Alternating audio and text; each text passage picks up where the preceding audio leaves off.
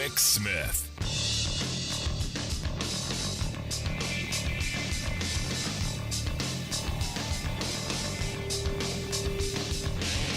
And welcome, brothers, sisters, working class heroes. This is the Rick Smith Show.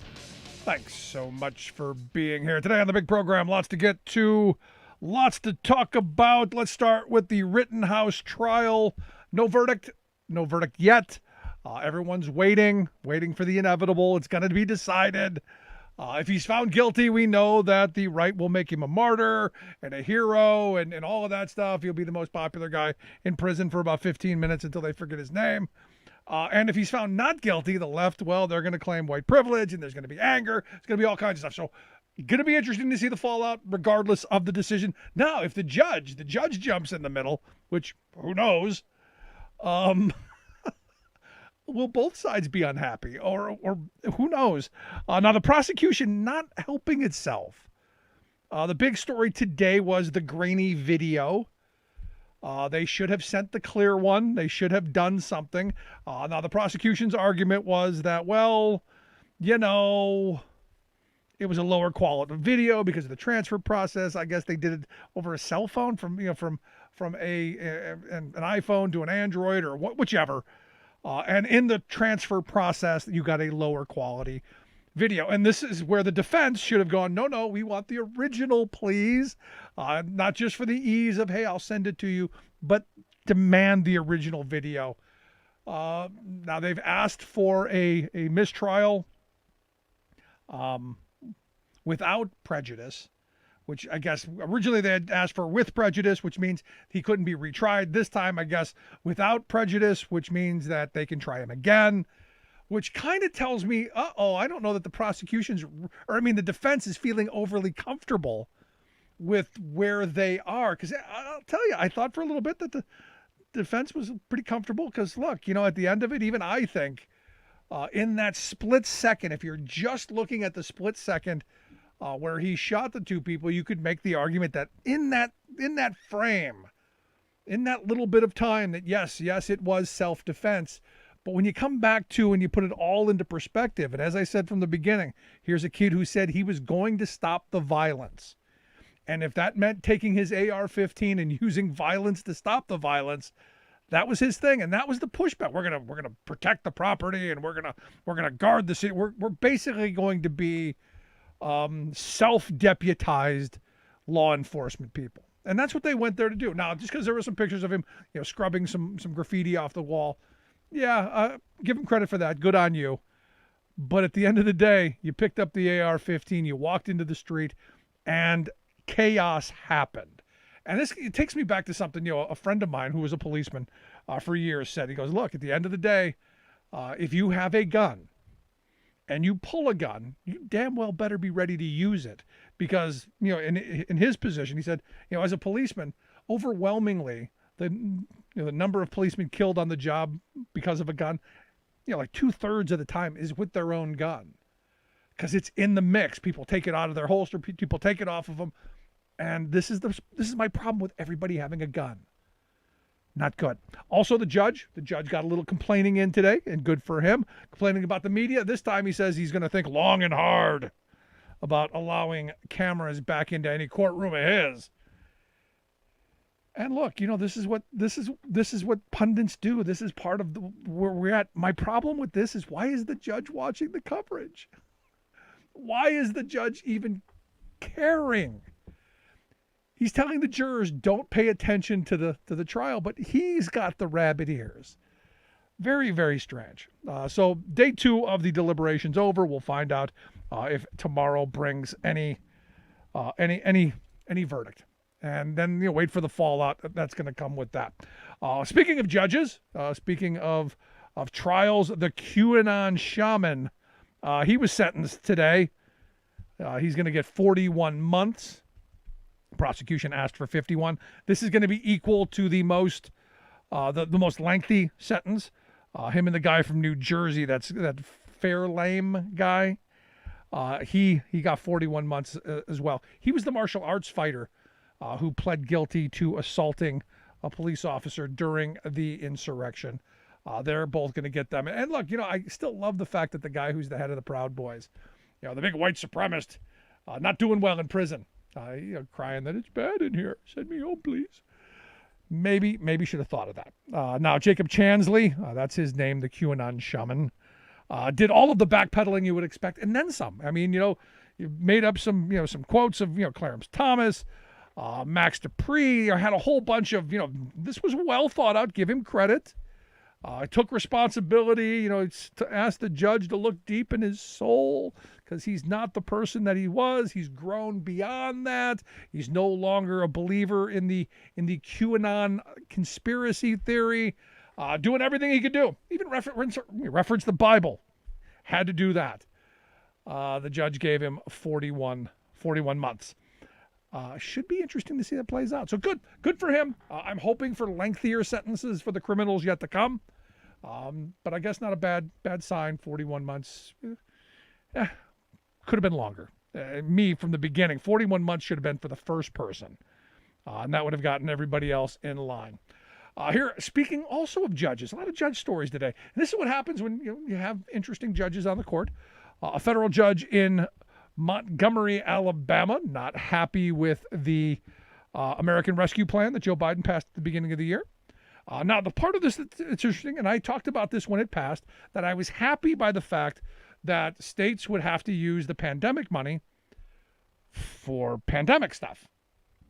To help people. Ohio was one of the first states to go, no, we're going to take that pandemic money and we're going to give it out in tax breaks to corporations.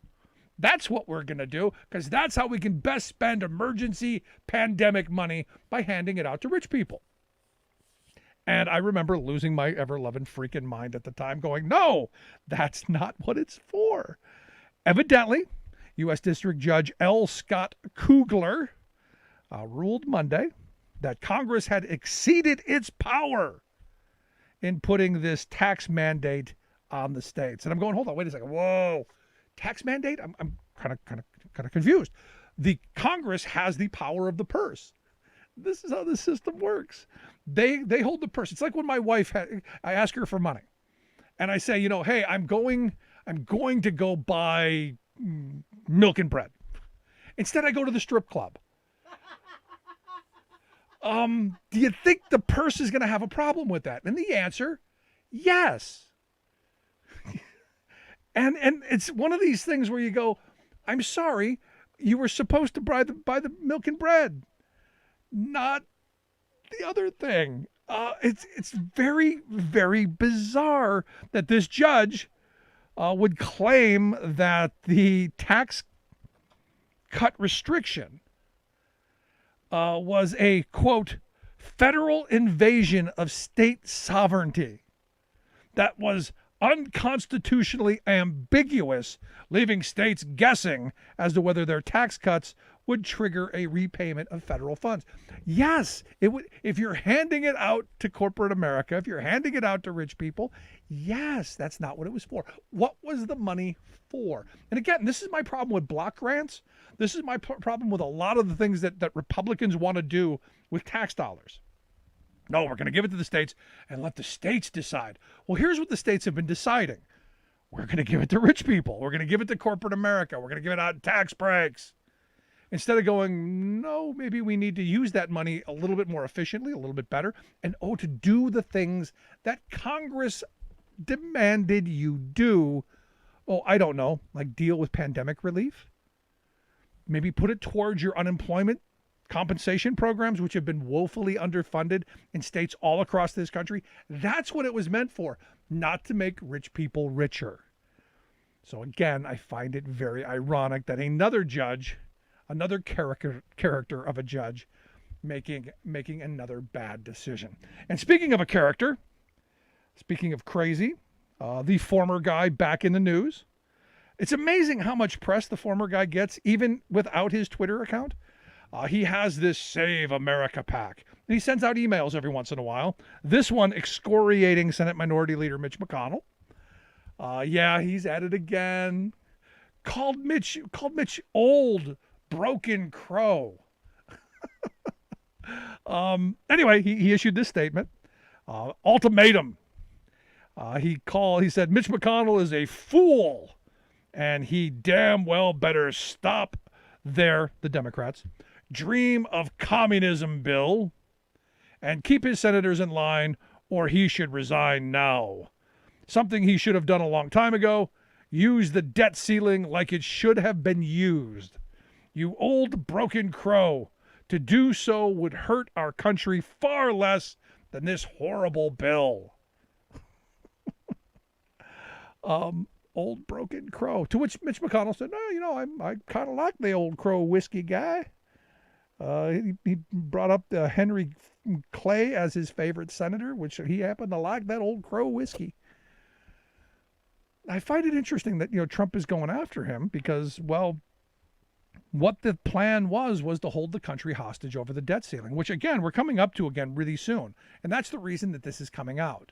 Right before Christmas, we could have a government shutdown. We could have, again, more meltdowns because Republicans use the debt ceiling as a weapon when you have a Democratic president. Nobody used it against Trump except for Trump and the Republicans.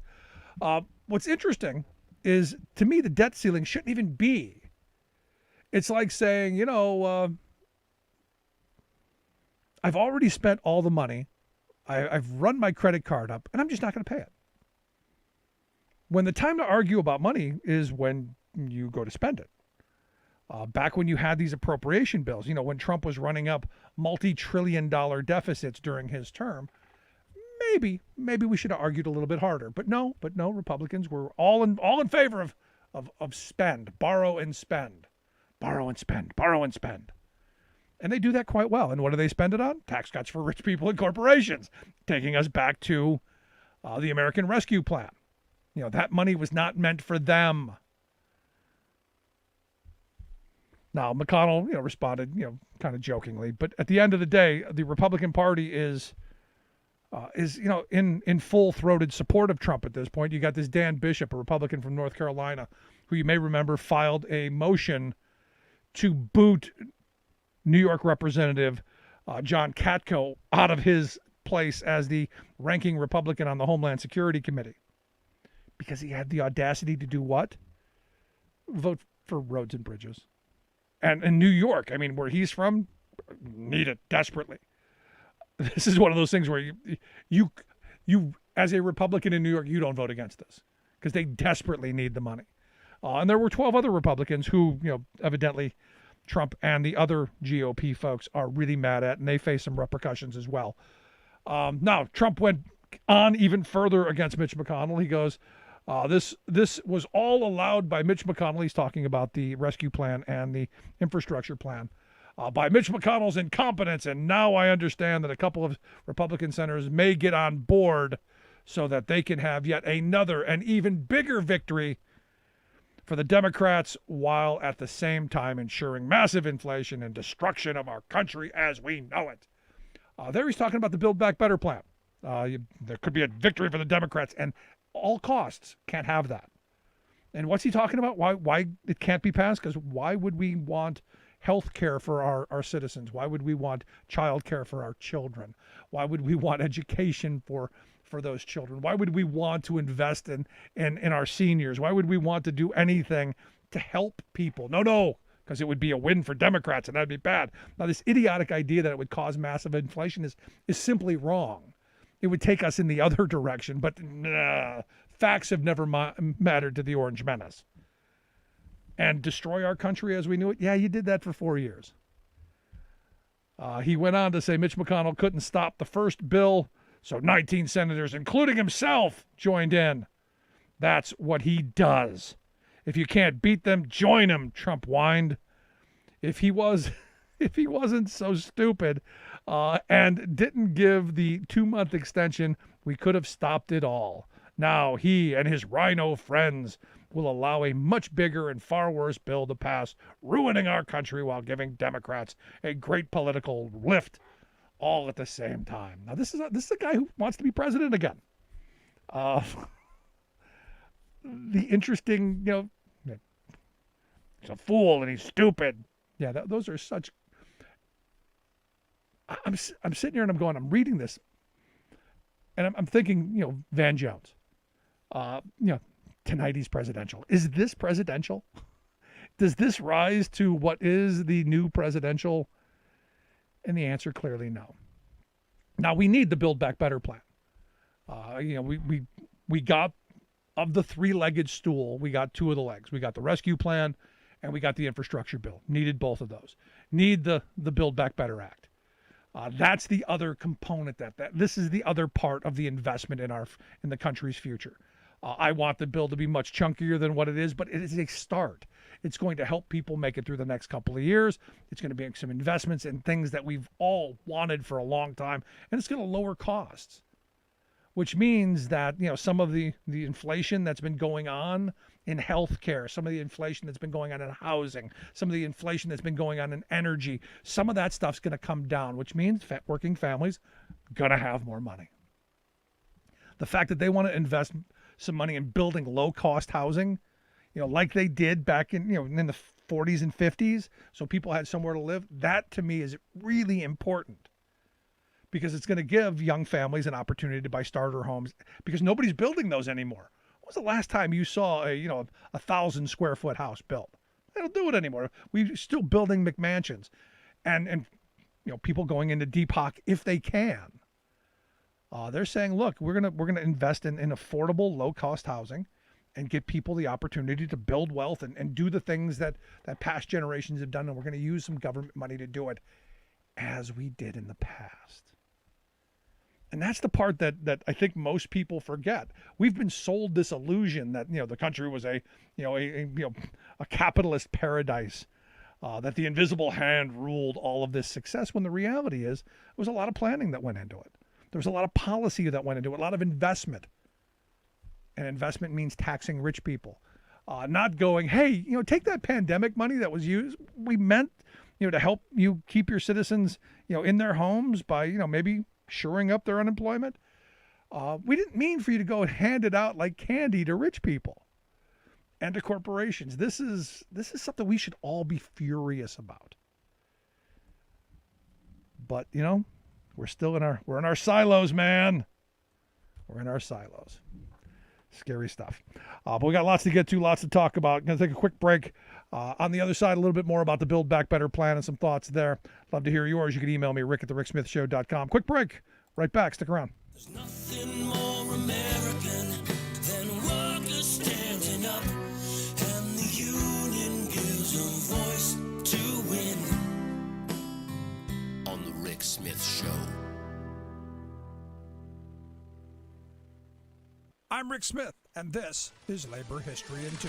On this day in labor history, the year was 1785. That was the day the General Society of Mechanics and Tradesmen of the City of New York was founded. 22 skilled craftsmen with the motto, by hammer in hand, all arts do stand, met on Pine Street to form a benevolent organization that could provide culture, education, and social services to craftsmen and their families. 2 months later, founders met for their annual meeting. They represented many of the city's trades, including hatters, butchers, sailmakers, bolters, and comb makers. In his book, Chance Democratic, historian Sean Willett states, the General Society was intended to be a semi-political umbrella organization for all of the city's independent mechanics, to help oversee the trades and secure favorable legislation from local and national government. The group captured the ideal of mutuality and craft pride essential to artisan fraternities since the Middle Ages. The General Society opened one of the city's first free schools at a time when there were no public schools. It established a tuition-free Mechanics Institute, the General Society Library, and lecture series. The Mechanics Institute, founded in 1858, continues to provide free evening trades-related instruction. The library, established in 1820, is the second oldest library in New York City. It is also one of the few remaining membership-circulated libraries.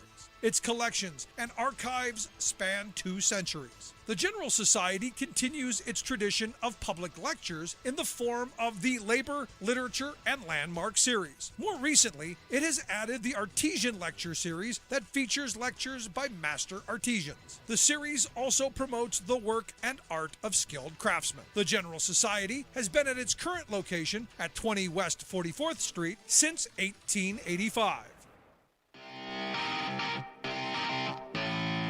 Welcome back to the Rick Smith Show. Now, here is Rick Smith.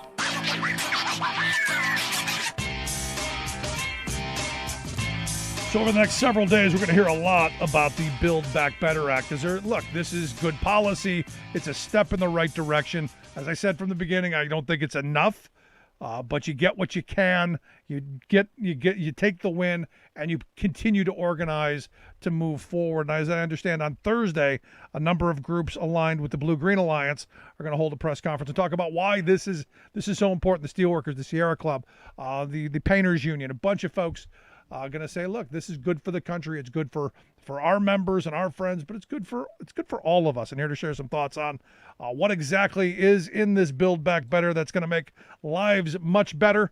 I've asked Jason Walsh to come talk with us. Jason is the executive director of the group Blue-Green Alliance. Jason, thanks for taking time for us. Thanks for having me, Rick. So walk me through this. Having this big press conference on Thursday, what's the pitch? The pitch is that people have been talking about the Build Back Better Act as a social policy bill, as a safety net bill, as a human infrastructure bill. We want to talk about it first and foremost as a jobs bill.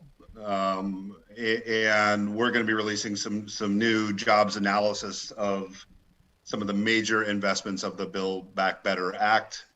And we're going to be talking about what that means for workers, for job quality, for cleaner air and water, and for building an economy that works for more people, which we need to do.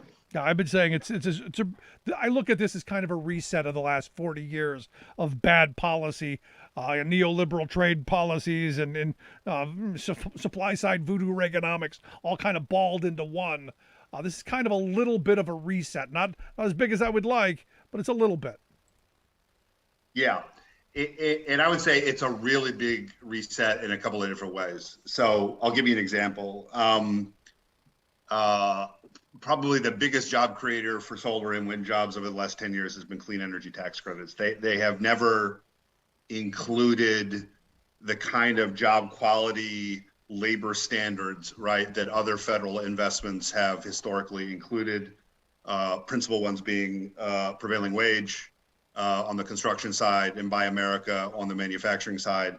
Both of those are now included in clean energy tax credits to the tune of $320 billion over 10 years. So not only are we going to create a whole bunch of jobs, we're going to lift job quality and job access in these sectors as a whole, which is going to be fundamentally important. No, that's an extremely important point. It's one of those things that I've been talking about for a while, that they were able to keep prevailing wage in this, even though Tom Coburn and some Republicans did do their diligence to try and strip it out. It's still right there, though.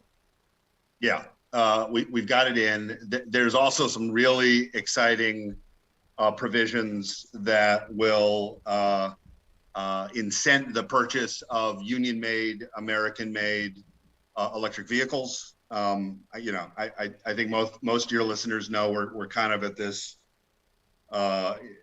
pretty historic inflection point in terms of the future of the automotive industry in this country, right? Where it's not a question of whether we're going to shift to electric vehicles. It's a question of how fast, when, and who, and where are they going to be made, and what are the quality of jobs, and who benefits, right? And we think the policies in the Build Back Better Act, in particular, a bonus for a consumer.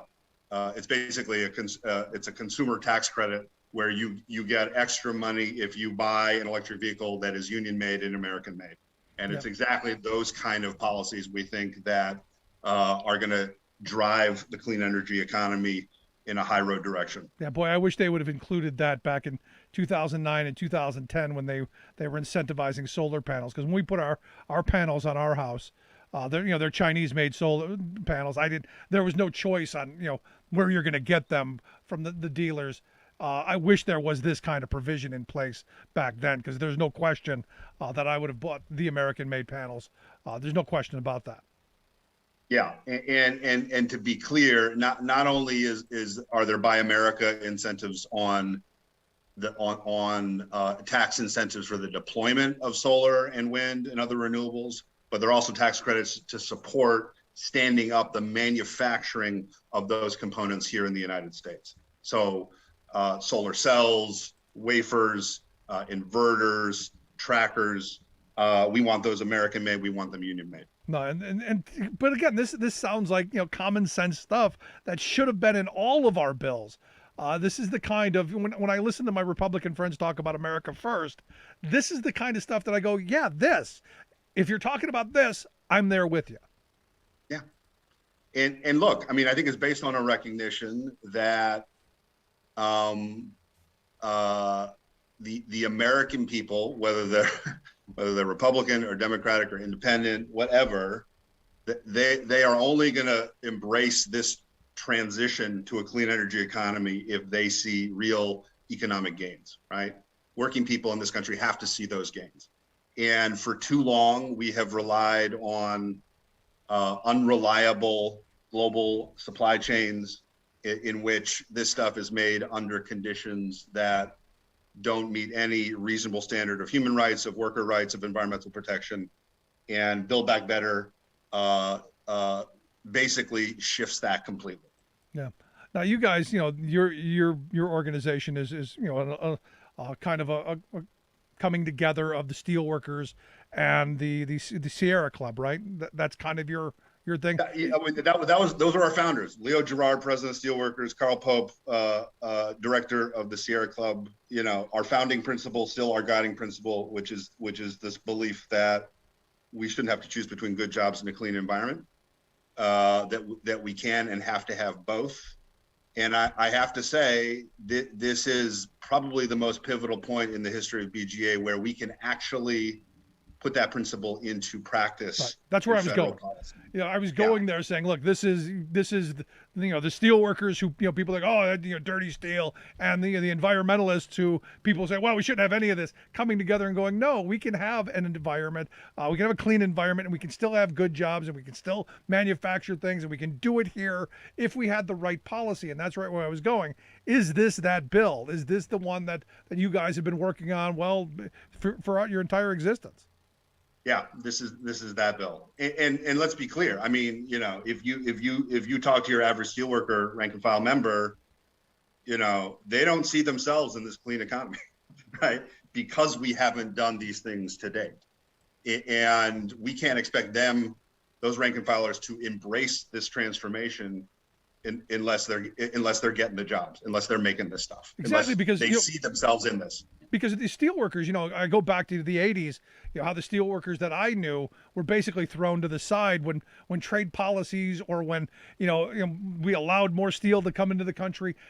People are a little change scares people because we've left people behind. For me, this bill helps us move in the right direction while trying not to leave people behind and saying we're going to make the next industry and what's coming next just as good as what we're leaving behind. And I think that's the important component here.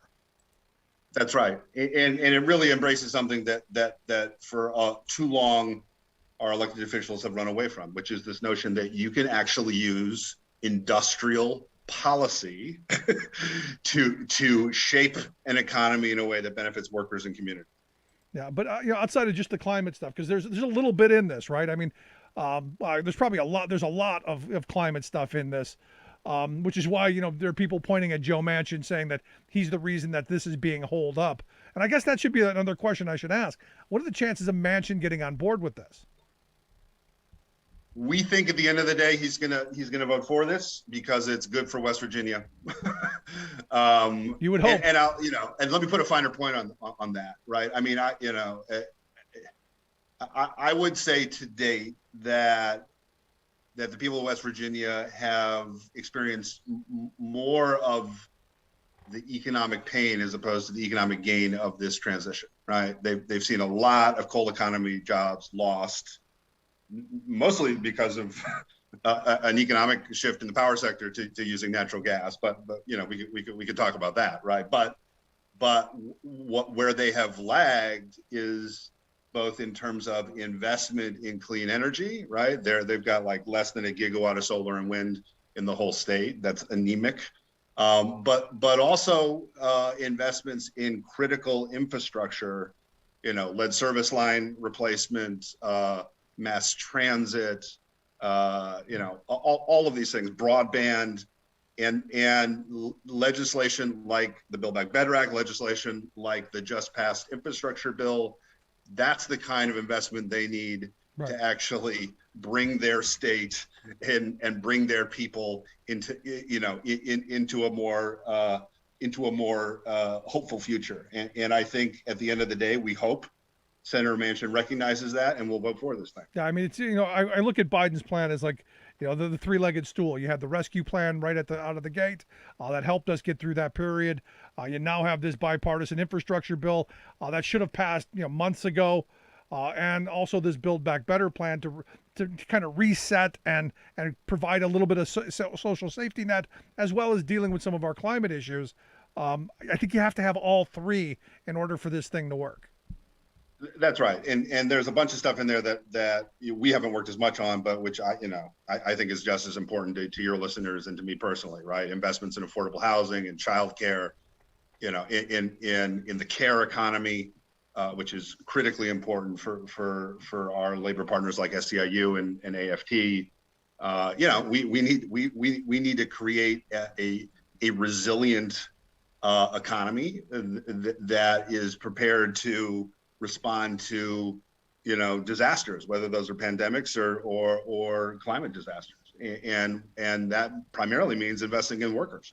Yeah. Now, the former president today called all of this stuff the dream of communism bill.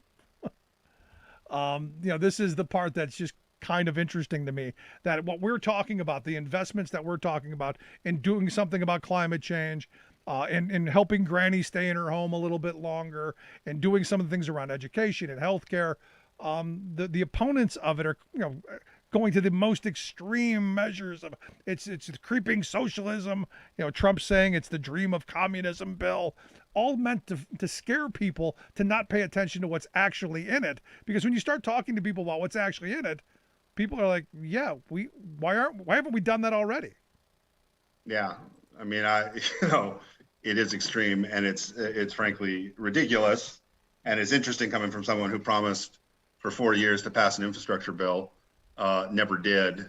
Now President Biden and Congress have passed that, and now we're moving on to the Build Back Better Act. So, out of this press conference that you're going to have on Thursday, what's the hope? What's the hope that comes out of this? We need the House of Representatives to pass the Build Back Better Act. We need them to. It's ready to go. We need it to be voted on either as soon as this weekend or certainly before the Thanksgiving break next week. We need to pass it, and then we need to send it to the Senate. Senate needs to pass it and send it to the president's desk. Now, the Senate, obviously, the Senate's where the problem is going to be. I think it will pass the House. No, I think it will. That we don't have big margins in either chamber, but we got a few more votes in the House. But at the end of the day, in the Senate, every Democrat is going to have to vote for it. Is there going to be a Republican that votes for it? Anyone? Do you think? Because Trump seems to think, and there's no proof of this, but the former guy seems to think that because of Mitch McConnell's ineffective leadership, that there will be Republicans voting for it. Do you see that? No, I don't. I wish I could give you a different answer, but I think it's Democrats who are going to have to pass this thing. And that's the thing that bugs me, because this is the kind of stuff that is going to make people's lives better. And when you do the messaging around how it's going to make people's lives better, I think people take to it. Is that your experience? The more you let people know what's in it, that people come around to it. Oh, I mean, we've done polling in Pennsylvania, in Wisconsin, and Michigan. I mean, independents, Democrats, Republicans. We've actually tested a bunch of, in plain English, a bunch of the provisions of this, like the manufacturing provisions, and we see support up to 90%, right? And this is, with voter samples that include equal numbers of Trump voters and Biden voters. So, what you're hearing on Fox News, what you're hearing from the former president is a bunch of spin that bears no relation to the actual legislation that is being voted on. But look, it is an unapologetically pro-union piece of legislation. And on that basis alone, unfortunately, given the state of the Republican Party these days, every Republican senator, I think, is going to vote against it. And that's so weird. I mean, the reality is, and we're about the same age probably. I remember when there used to be Republicans who didn't vehemently hate unions or viscerally hate unions like we see now, that there were, a large number of pro-union Republicans, and they're just not there anymore. No, there are a handful, and some of them showed up in I think in a very brave way to vote for the infrastructure bill. You now see what they're having to deal with, from death threats to threats of being expelled from committees by their Republican colleagues. It's actually pretty scary. Yeah, we live in crazy times when you're talking about death threats over making the roads and the bridges better. I mean, the bipartisan infrastructure bill was the easy one. That's the thing that everybody wants. Everybody wants to go over a bridge and not have to worry about ending up in the drink. Nobody wants potholes. We want the lead pipes removed. All of the stuff in the hard infrastructure bill, nobody's against. It's crazy that these guys be getting death threats. But hey, like the former guy said, you gave the Democrats a win, and that's sadly where this is at. Last question. What can we do to help? What's the marching order going forward? Your listeners should ask your elected representatives in the House and in the Senate to vote for the Build Back Better Act, and vote for building an economy that is cleaner and stronger and more equitable and more union. Any specific targets you got in mind? Oh, I would certainly like your listeners in West Virginia to be communicating with Senator Manchin, but I think it's in the House we've got a handful of targets. I won't name them here, but I think the best message we can leave your listeners with is contact your representatives right now. There you go. This is the time to do it. Good stuff, Jason. I appreciate the time. Keep up the great work, and I hope you'll come back and talk to us again real soon. Thank you, Rick. I'd love to. Thanks so much, Jason Walsh, Executive Director of the Blue-Green Alliance. We'll get links out of how you can check out their website, bluegreenalliance.org. Quick break, right back. Stick around. You're listening to The Rick Smith Show. We're working people. Come to talk. Remembering that united we bargain, divided we beg. Rick Smith.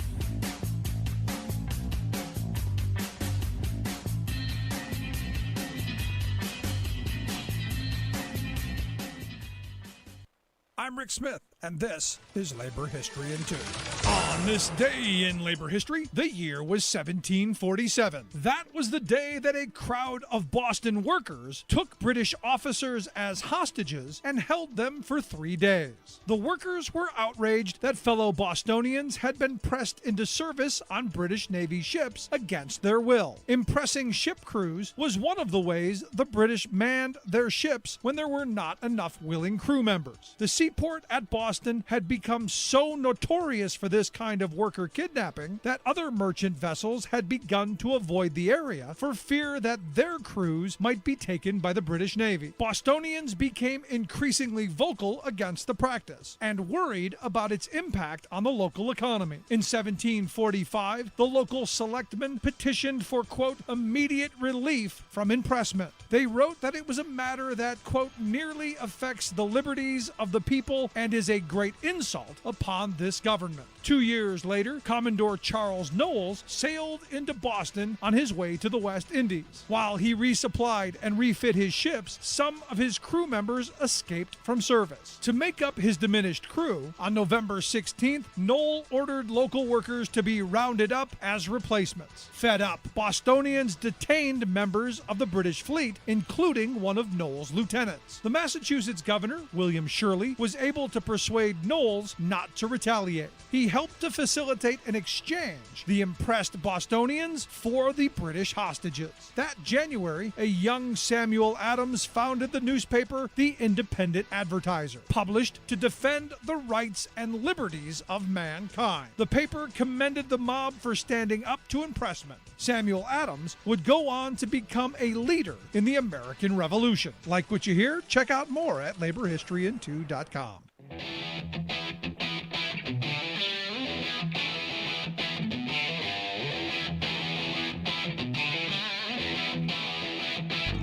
Welcome back to the Rick Smith Show. Now, here is Rick Smith. You know, as I've been saying for the longest time, Democrats need to get out in the streets. And as we've been calling for here in Striketober and Strikesgiving and hopefully into Strike Christmas or whatever we're going to come up for there, is to get Democratic representatives, to get politicians out on these picket lines, to get people out on these picket lines adopting a striker.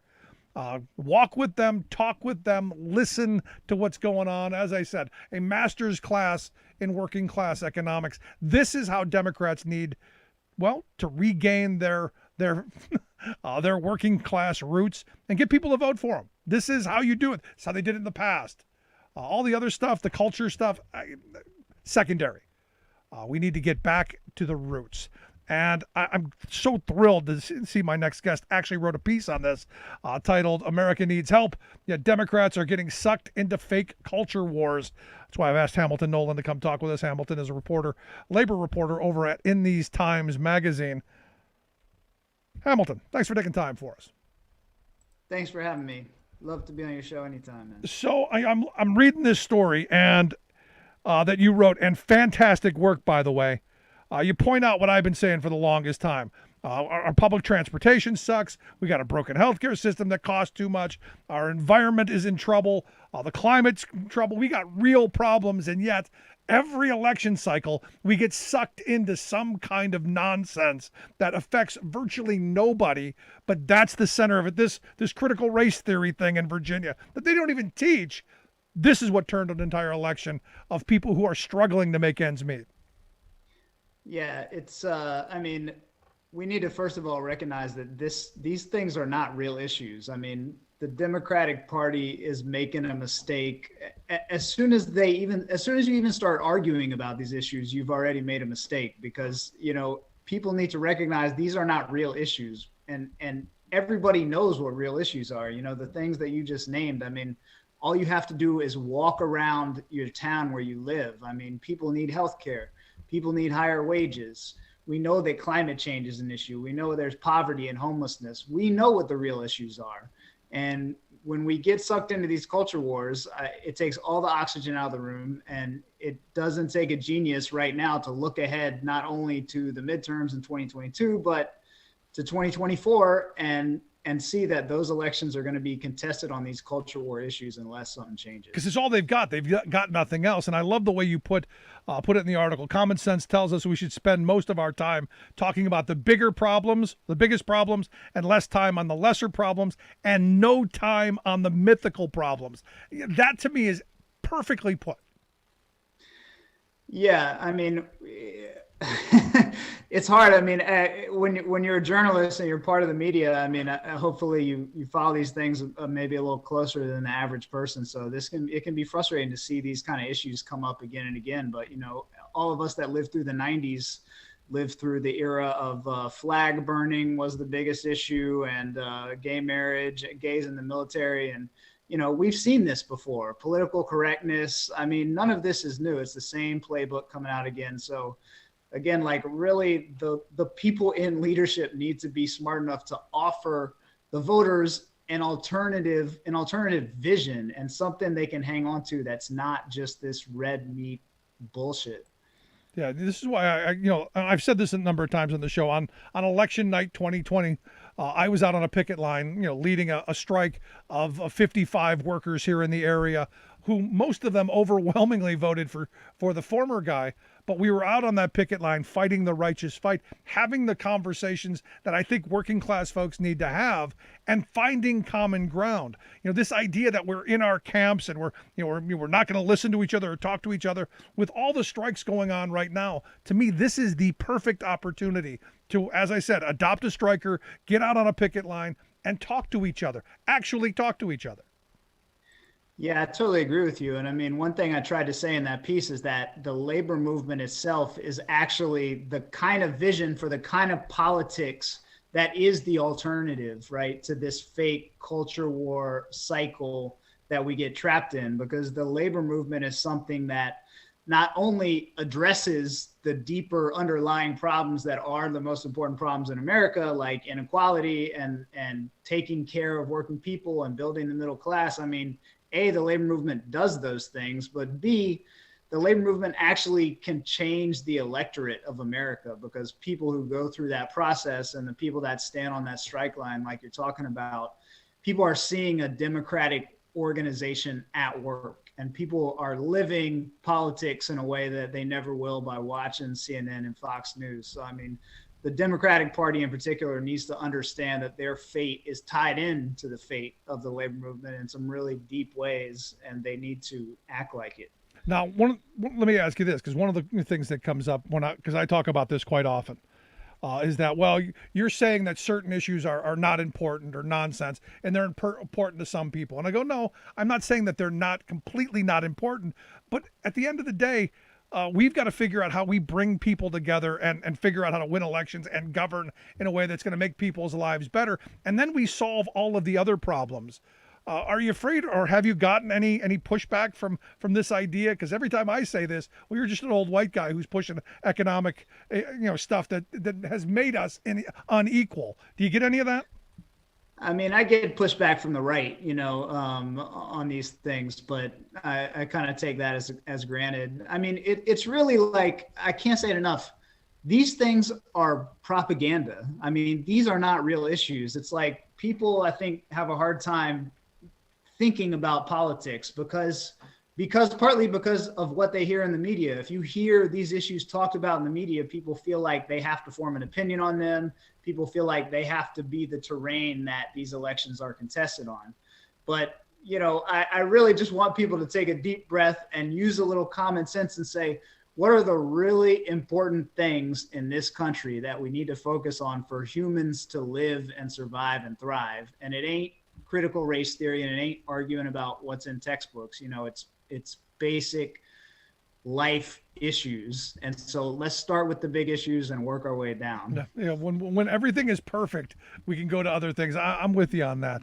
But you look at this, and one of the things that they make sure that we don't do is pay attention to how bad things are. It's kind of that the shiny thing here, like a cat chasing a string. Yeah, for sure. I mean, and this depends on, and this is not an easy issue. I mean, it's a complex issue because it's tied into technology, it's tied into the media, it's tied into how people consume what they think politics is, and how people form in their minds what they think important national issues are. And this is an ongoing thing that we're all dealing with in America, and it's a lot of it is contributed to us having Donald Trump, who was a reality show candidate. And for those of us in the media, I mean, what can we do? We can come out and try to tell the truth. So we have to just keep trying to tell the truth and getting people to listen. That's why I think you guys are doing great job over there In These Times. You're listening to the Rick Smith Show here with Hamilton Nolan. He's a labor reporter at In These Times magazine. InTheseTimes.com, I think the website, right? Yes. Make sure you check that out. We'll get links out on social media on how folks can check out the work that he does, especially this piece on how Democrats can get back to their working class roots. I did want to ask you about what's going on, since it is Strikes Giving. You saw the ratification vote with the workers in IATSE, the stage and theatrical employees. I talked with Alex Press yesterday on the program. There wasn't a lot of there seem to be a lot of unhappy folks with the ratification vote. What are you hearing? I mean, absolutely. And Alex Press, great labor reporter. I mean, look, the fact is that IATSE is imposing a contract that their members voted against. I mean, that is there. You know, there's two contracts. One very, very narrowly passed the popular vote, and the other narrowly lost the popular vote. But because they use this electoral college style of ratification system, you know, their members voted, the majority of them voted against the contract, and they're getting the contract anyway. And that is after a 99% yes strike authorization vote. I mean, it's something that should never happen in a union. No union should impose a contract that a majority of members voted against, period. It just goes against the most fundamental principles of what unions are about. And so, I mean, I understand that this was the set of rules that IATSE had in place, but the only response for a union to have after something like this happens is to say, how can we make changes to that system right now to ensure that this never happens again? Yeah. Because it's the anti-democratic outcome. And it's really, really terrible to see that after the amount of enthusiasm the members put in going into that. Yeah, I can't imagine that. This just kind of crushes all that. And I got to imagine that enthusiasm now changes from getting a better contract to throwing out the people who imposed this contract. At least if it were me, that's where my energy would be going. I totally agree with you, you know, and you know, we always have to make sure not to get too deep into telling other unions or members of other unions what they should do. It's obviously up to the members of those unions. But, you know, when I think about something like that happening in my own union, I mean, the level of rage would be off the charts. And I think that, again, like, the only response from the leadership of that union has to be, here's what we're doing to change this system so this never, ever happens again. Yeah. But here's the thing. And my problem with it is, you know, as Alex explained yesterday, that they didn't deal with the core issue. And the core issue was, you know, time off and a major safety issue. And that I think is a problem when you don't get the main issue. You know, and look, I don't want to go beating up on unions. That's not my job here. But at the end of the day, when you don't deal with the core issue, that's a problem. Yeah, it is a problem. And, you know, I mean, again, like, the people of IATSE know what they will or won't take. But again, like, when you see the amount of support they had going into that strike authorization vote, 90% of the membership voted in that, and 99% of them voted yes. So you could not have had more of a mandate from your membership to do whatever it takes to get what they needed, you know. And now we look at where we are, man. It's just very, very disappointing to see an ending like this. Yeah, but ultimately they still did, you know, better than they would have without having a union there. And this is where I fall back on to. They still did better than they would have otherwise. And now the recourse is we can organize, we can do something about it so that it never happens in the future. Where if they didn't have a union, well, it would have just been imposed on them.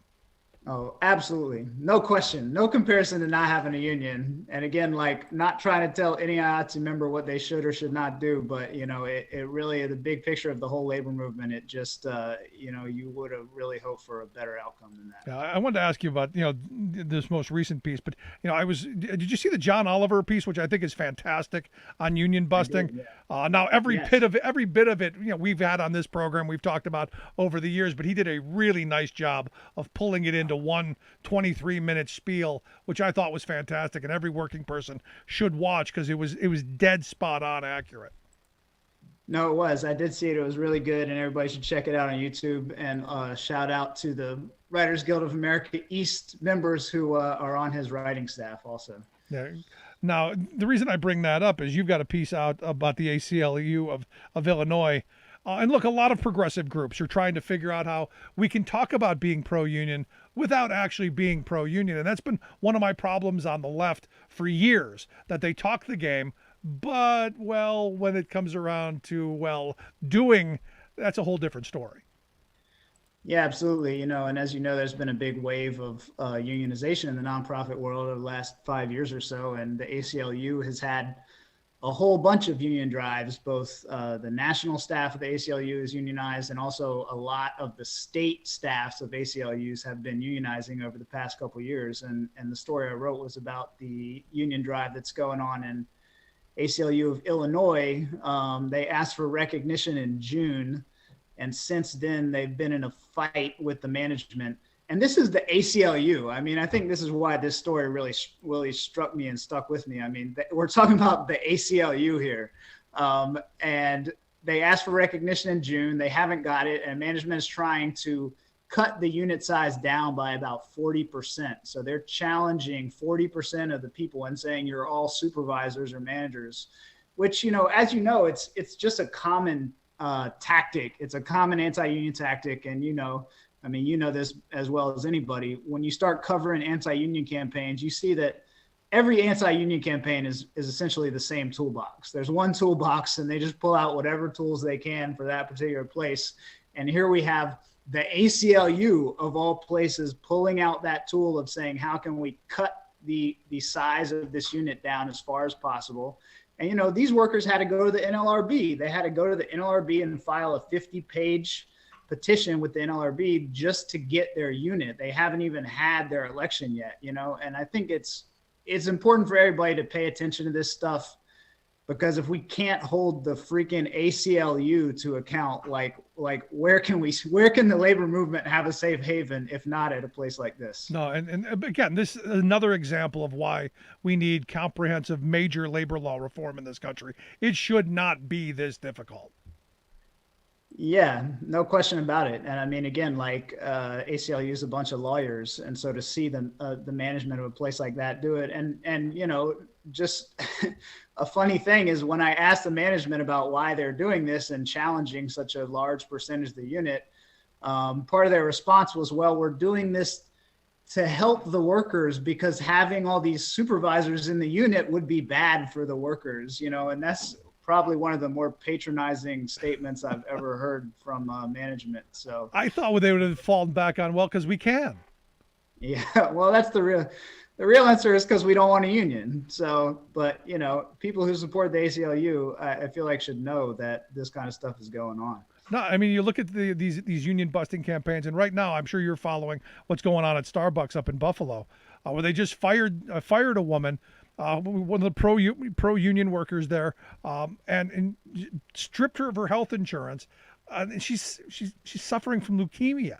I mean, what kind of a dirtbag company does that? Yeah, it's real shady. And, you know, it's really important that this stuff gets attention, and it's really important that people, you know, pay attention to stuff and read these stories, because the only protection these workers really have is public opinion. I mean, at the end of the day, the NLRB is not going to save you from this. The NLRB is not going to save her from getting fired. The NLRB is not going to pay her rent. You know, what these workers have in all these cases, whether it's Starbucks or Amazon or the ACLU, you know, is the power of all of us putting eyes on it and saying, look, we see what you're doing and we don't accept it, you know. And I really think that America as a whole, we need to get to the place where that kind of union busting is considered unacceptable. Yep. And is not seen as just another business tactic, but is seen as something that we really, really don't accept as a society. And we hold them accountable for it. Hamilton, I appreciate you taking some time for it. Great work. Keep it up. I hope you'll come back and talk to us again real soon. Absolutely. Thanks for having me, man. Good stuff. Our good friend Hamilton Nolan. Make sure you check out his work over at inthes.times.com. We'll get links out on social media. Quick break. Right back. Stick around. You're listening to The Rick Smith Show. We're working people. Come to talk.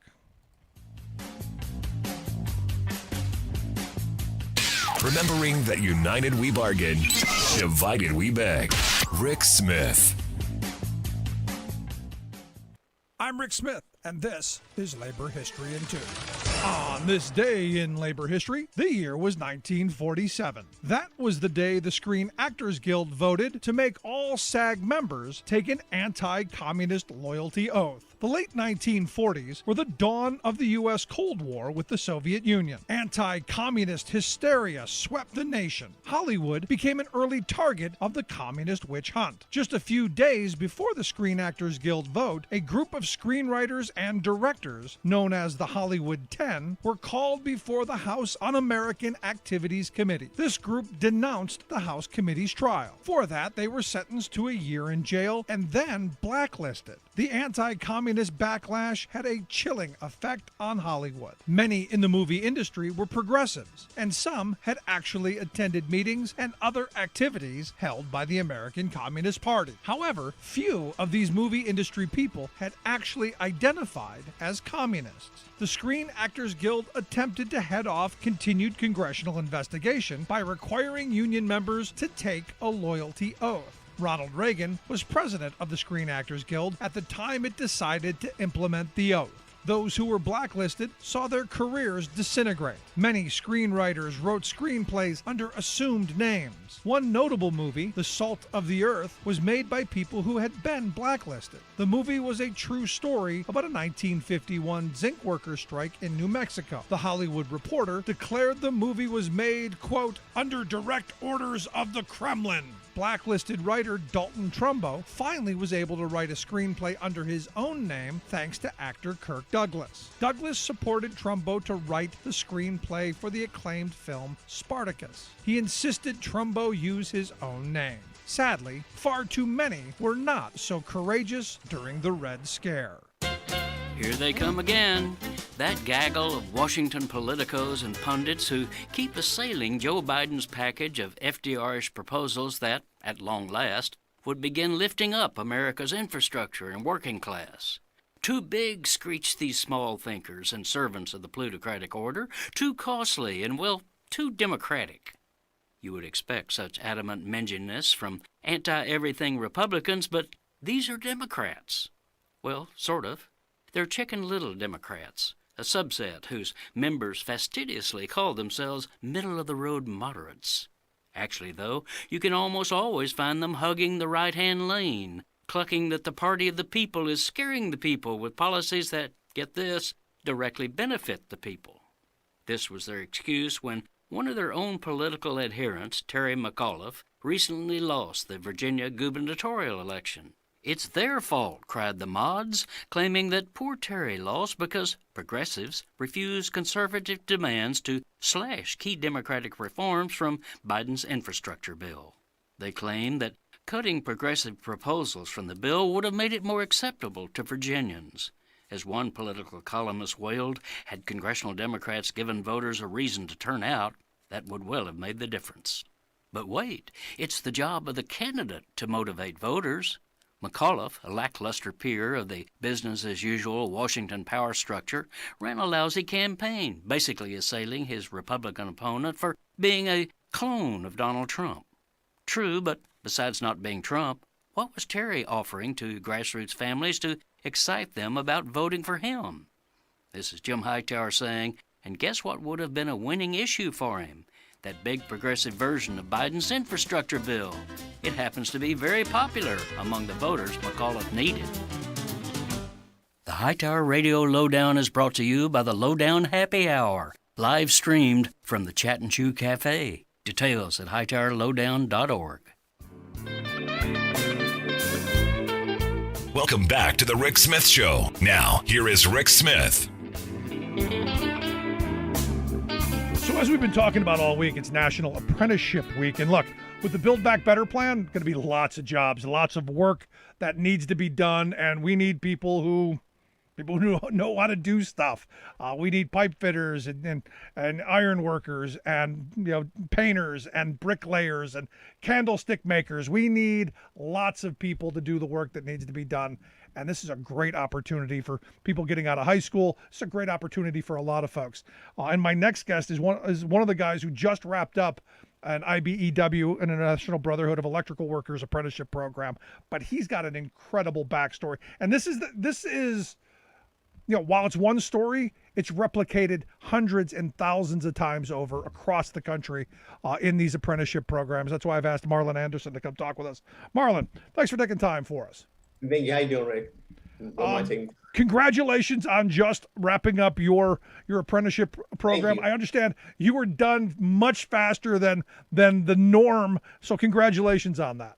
No problem about that. Yeah, it was just me being studious and taking some extra classes, and it just happened to work out in my hand. It was never planned or executed, but sometimes things just happen and they happen. Yeah, You don't ask why, but hey, I turned out early and I graduated now in journeyman wireman. and I understand. Before we get into your backstory, you're getting married this weekend. Congratulations. Yeah, I'm getting married this weekend at the Reef in Long Beach. I hope to see you there. So there's a whole table for me. Is that what you're saying? Oh, hey, everything. I got the whole setup, man. I got the whole setup for you. All right. Well, let me ask you this, because your story, from what I've been told, is an incredible one. Out of high school, you joined the military. Take it from there. What happened to you in the military? Where did this go? Well, see, the reason I joined the military is because my father, he was an Army veteran, so I decided to join the Navy, so you can imagine all the back and forth we got in that one, just alone. But I went right after high school to, try to give some commitment to my country. I didn't grow up really rich. My dad was a single man. He raised 3 children. He was a union worker himself, was a union meat cutter. And I just wanted to have some opportunities. So I decided to be a hospital corpsman. And while in A school, I got hurt. I got a hernia and had to have a surgery. And afterwards, I wasn't able to perform the same. So because in the military, it doesn't always go as you plan. Right. And if you can't be there for the members out there in the field and do your job to the fullest standards, and I hate to say it, they don't want you. And, Right. and for all understanding, I get it. If I'm a corpsman and I'm expected to save someone's life, I should be in a tip-top condition. So I left the military, and after that, it was a kind of a hard time in my life. I just going up and down through jobs, and I actually got in some trouble. And I ended up going to state prison for 51 months, But while in state prison, I was able to fight fires up and down California. And I was able to work my way down to a firehouse. And I was able to fight fires in San Luis Obispo County. So I actually got a bunch of certifications, became a state certified firefighter 1. I got grants from certificates from the California Operation Emergency Services. But more importantly, I got the experience. And I got the experience of doing all that. And right when I got out of prison, it was in 2016, a couple weeks later, I became a sheet metal worker. So I was in local 105, and I was just going through building trades. And one day, I ran into a guy named Justin Boiler, and I asked him how to get an IBEW. And I was in the IBEW apprenticeship 6 months later. Ran through the apprenticeship and just kept my head down. I was always trying to hold myself accountable for what I was learning. And I took it seriously because right now we need a lot of skilled trade workers out there. When you got people building stuff, man, it's really serious. I just got through working the Gerald Desmond Bridge. The Aclu of President of the United States was on there. It's a bridge that goes over the Terminal Island in Long Beach. And I actually got to aim the lights on it. And what I got to say is that we got to have workers to build these things, because we have infrastructure that needs repair. Right. And the trades is a great idea. And I'm going to give you some numbers. I came in out of prison 51 months ago, 5 years ago. Now I had a job at $12 an hour, joined the apprenticeship at $16 an hour. Now I'm making over a 6-figure income just from doing a 5-year apprenticeship, And I was able to qualify to get my record expunged and just change my life altogether. And it was all just off me putting in my hard work, being patient with the program, and just being studious. Sometimes you just, honestly, I was just trying to take some extra classes. Yeah, no, and having the opportunity. Look, I mean, sadly, in this country, you end up going to jail. That's almost a death sentence, because nobody's going to hire you. The fact that you were able to get into an apprenticeship program and head in that direction, to me, is an incredible story.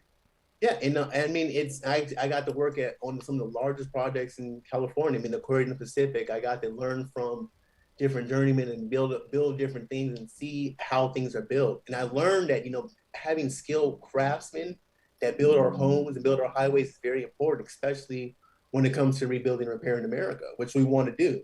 And there's plenty of opportunity right now for young men and women. And it doesn't matter where you've been in life or who you are or what you believe, we will take you in. If you want to learn and you join a brotherhood, and you'll have great benefits of medical, dental, vision, pension, annuity, community. There's nothing you won't have. There's nothing you won't have. It's a strong, and you live better. And so I can tell you honestly, the union changed my life. I mean, this is the perfect story, Marlon, of what I've been saying for the longest time, of union job, better life. It sounds like, you worked hard, you were diligent, studious, you went to all the classes, you worked hard to do that. But at the end of the day, that hard work was still rewarded with a decent wage and good benefits and good retirement. It was rewarded with really good stuff. Whereas, a lot of people work hard, They're just not fortunate enough to have a union contract, and as you said, a brotherhood behind you to help push and make that a really good job. Well, I think that's very important. You mentioned that, Rick, because we everyone should have a union. Every company in America should have a union, and we shouldn't concern about how much it costs or what it is, but you should look at the cost of healthcare. That's just the main one, and having that group benefits, how it works. I'm not sure about all the details, but 6 months later, out in the IBEW, I had full medical and dental, vision, and pension, like right 6 months in, and that alone is worth everything in this country. So I think that organizing and finding more members to join unions and creating unions is the future. And this also shows the employer that we are serious. We're going to do our job right too, and we're going to do it with compassion. But in the meantime, respect our time, respect us as people, and pay us living wage so we can come to work comfortable and happy, because that way we'll do better work for you as well. No, and let me talk about the apprenticeship program a little bit, because a lot of people don't understand what union apprenticeship programs are, because I think it's the best kept secret in this country. Now, you went through this program. What it cost you to get through the apprenticeship program? Well, in certain areas of the country, it might cost you something, but over here in IBEW Local 11 in Los Angeles, we have the best apprenticeship program in the country. I paid $0, and I got free tools and boots. Wow. Now that's good. I've never heard the free boots, but every time I talk to somebody about their apprenticeship program, the people going into it don't have to pay to get through it. And I keep talking to people, my own children, going, "Hey, become an electrician. You go through this apprenticeship program, and look, if you only do it for a couple of years, you have a skill that no matter what happens, you're going to be able to eat. It's portable, and they can't take it from you. To me, it is the direction to go." It's the only way. I'm a journeyman wireman electrician. I can go do this anywhere in the world. They're looking for electricians. As long as I know the math, I have a general understanding of what they taught me in apprenticeship for 5 years. I could pass the state test. I can do it. I'm not worried about it. I'll go do it anywhere with anyone, and I'm also able to learn with different techniques. So it's a beautiful thing, Rick, and I want more people to know about it. There's all sorts of trades. It's not just electricians. There's plumbers, pipe fitters, millwrights, whatever you can think of. And America needs a lot of them right now. I'm right there with you. You're listening to the Rick Smith Show here with Marlon Anderson. Marlon's a IBEW Local 11 apprentice, or just finished the apprenticeship program. If you want to know more about the International Brotherhood of Electrical Workers, IBEW.org is their website. There's information there that points you in a direction to your local IBEW local. Like I said, this is National Apprenticeship Week. Make sure you check this out. Marlon, I wanted to ask you, because you brought up, the president came and saw one of the projects you worked on. Yeah. I have friends who are in the building trades. I can't go down any street without them going, "Hey, I worked on that," and "Hey, I did that." There's got to be something to it when the president comes in and that you help build that thing that he's highlighting.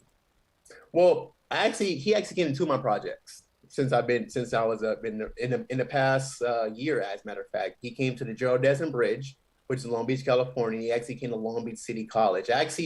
He went to a Bernie Sanders rally at Long Beach City College. He wanted to point that out. Don't want to give a shout out to Bernie, but he came down there and saw the bridge that we built. And actually, the bridge was actually started and funded underneath the Obama-Biden administration, and it was finished actually around the time Biden took over too. And it still got some things. It's actually people passing over right now. Passenger cars. It has this lights. It has beautiful lights on it. I sent you a picture. It's a great piece of work, and it's something to really be proud of. It's all union built. They paid great wages on it. Met a lot of good brothers. It was a great project. Shimmick Construction did a great job. Yeah, see, now you're just bragging. See, I thought it was one. You're showing me up. No, it was two. Now you're just bragging. No, that's why. Yeah, no, the second time was he showed up to the job, and I was ready to get some work done. And then I got this song. It's like, President of the United States is coming to Long Beach City College. I was just like, I'm at Long Beach City College right now. So working the building trades, the president shows up. It's like, hey, I've been here so many hours. That's great, Mr. President. They got it because I should be here 6 hours. My contract says, hey, I had to get paid for 8. So I get paid additional couple hours. Remember that unions will take care of you and take care of your time. There's so many great benefits to it. It never, it's never ending. I'd also want to say I didn't get to shake Joe Biden's hand one of the times he came by, but I do see he's actually out there getting this work. So I do appreciate that. No, and that's important. And the reason this week is important, this National Apprenticeship Week is important because, look, this bipartisan infrastructure bill just passed. There's going to be a lot of projects that are going to need to be done. We need people who are skilled. We need people who can fix things and do the things that need to be done. And I know my union brothers and sisters in the building trades are much better trained, much more competent, and better than, well, the rest of the industry, which is why you hire union labor. Might be a little bit more expensive on the front end, but it saves you time in the long run. Because I look at the two bridges, the battle of two bridges between the one in New York, the Tappan Zee that was replaced, and that monstrosity out in California. One was done with all union labor under a PLA, and the other one was not. And the one that was not is probably never going to be finished because it was done with shoddy material and done by half-trained people. So it just seems very commonsensical to me. Use union labor. You know, 100%. The Teamsters brought in the stuff for us. They brought in the material. And the material had to be UL listed. You know, one thing I did want to highlight, Rick, that I think that we have to mention is skilled labor. And the form skills, like you go through an apprenticeship through 5 years, you learn underneath this of a qualified journeyman, and you learn this kind of work so that you can actually go do it. And I say skill because that is very important. I learned from the IBEW that skill, and I have a craft now. I'm not just an electrician; I'm a skilled craftsman. So it's levels to this. No, it's extremely important to point that out. Because in this country, and maybe, I don't know how old you are, but when I was in high school, the idea that every kid had to go to college was, drilled into us. The only way you're going to get into the middle class is you go get a college degree. And what we've done over these 30 plus years is we've de-emphasized people who can fix things. The apprenticeship programs, the vocational programs, we've not had the same kind of value in work. And this is why I think, especially in this week, it's important to highlight the fact that you're actually doing really important work. Yeah, Rick, and the point that you said about college. So here's a cool thing about the apprenticeship program. You actually get college credits for the apprenticeship program. So if you go do your undergrad, let's say a couple years of math, a couple years of English and science, and you finish that apprenticeship program, you can take it to any city, like any college, and get a 2-year degree with it. Long Beach City College actually has a program where once I take my transcripts over from the IBEW, I'll have an associate's degree, and I can go get a college degree in construction management. So there is a college pipeline right there. The only difference is you learn the skill up front, and they pay you while you're learning. And so in the back end, you can actually afford to pay for college without all the debt. Yeah. If you decide to do that, and you still have the skill to do that, you can go to any college in the world or any college in the United States and go to any international hall and sign the books and take a call the next day. Now, I want to go back to your time in prison because could you have imagined while you were sitting in that jail cell where you would be today? Could you have imagined being in this position? You know what? I don't know. I mean, all I know is that I think that one of the things I've learned learning from someone else in the Army is adaptability. And the military really helped mold me to just kind of adapt the situation. But one thing I did was I stayed studious. And I was always told by people like, man, you don't belong, you're different, and I didn't understand because I was just trying to stay studious. I was like, let me take this opportunity to really figure out myself and who I am or the potential that I have, And I just kept my head down. And it wasn't I didn't have a super ominous time in there. It wasn't, really threatening. Maybe it was just good luck, grace of God, whatever you want to call it. But I took a lot of classes, and you know what? I did have an idea because I had a buddy in there, and he was a land surveyor. He's a party chief, and he told me, man, you're good at math. You should go try to be an electrician. And I remember one day a guy from IBEW came in because they're doing a project at the prison, and he said, yeah, go sign for the apprenticeship when you get out. We don't discriminate at all. And next thing you know, I'm graduating Victoria subgrade. If you say, I couldn't have predicted that at all. But I can tell you, one thing I want to point out is that hard work always pays off. And you're going to have to sacrifice something, just remember this, the American hard work, just continue to put your head down, and that middle path between the beginning and the end and everything that comes with that is what's going to make you who you are in the end. So focus on the journey while you're in. That's why I call them a journeyman wireman, because I'm about to take a journey all the way through this, and at the end I'll be in retirement, you know, comfortably. But I think that's what's important. And when I look back at it, it taught me, I guess, maybe more discipline. It made me figure out a lot about myself, so I was able to get through the program seamlessly. So what do you tell young people? What would you have told your 18-year-old self if you had the chance to go back and talk to yourself? I would tell myself not to try to lift too heavy so I wouldn't get a hernia, so I can continue to fight in the war. Fighting the Iraqi war, but that probably would have been a stupid idea. But don't lift heavy stuff. Okay, I get that. You know, and then I look back and I was like, I probably should have stayed in. But you know, I would probably tell myself to go look into apprenticeship, man, and go look into finding a skill that you can never lose, because it's going to take you 3-4 years to get to an apprenticeship, and you can still be 22 and go to college. What's in 4 years you have a degree, or 2 more years if you go to construction management. It's all sorts of ways. So if I could do it all over again, I would definitely explore the apprenticeship option, and then also I'd probably look more into it in the military. I'm not going to say the military. I do think I learned a lot of good things in the military as well. Yeah. So what do you tell an 18-year-old kid today? What's the elevator pitch to get people to go, hey, this is important. This is a good opportunity. The fact that you went from prison to 6 figures to me is kind of like the best. You know, there's a bumper sticker right there. Yeah, man.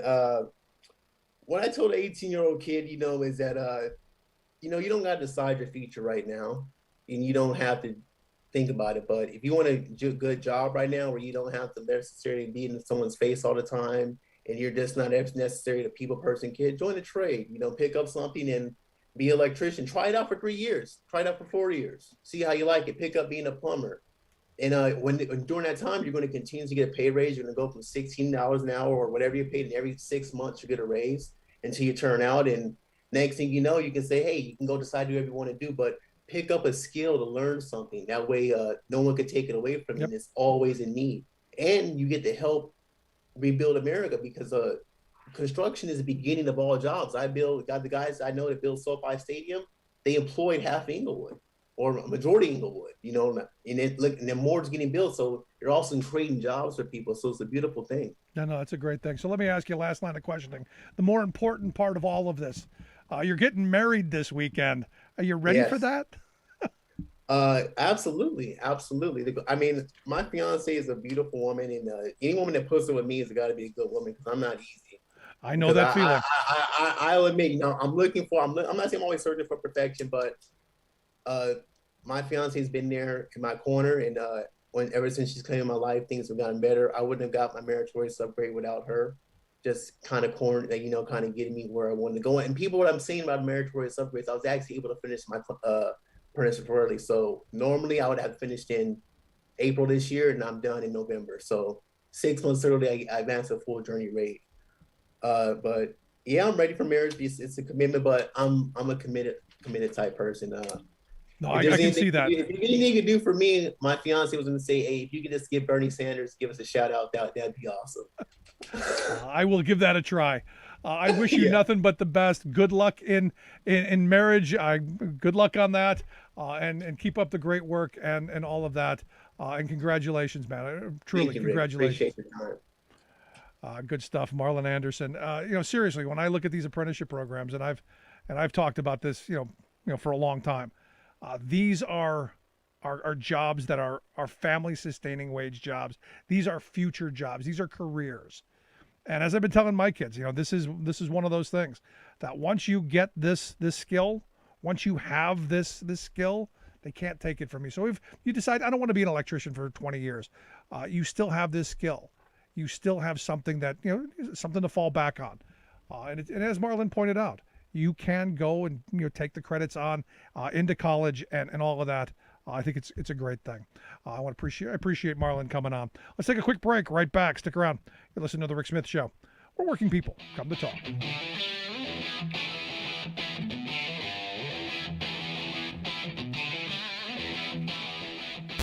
Saving work in America, one show at a time. The Rick Smith Show.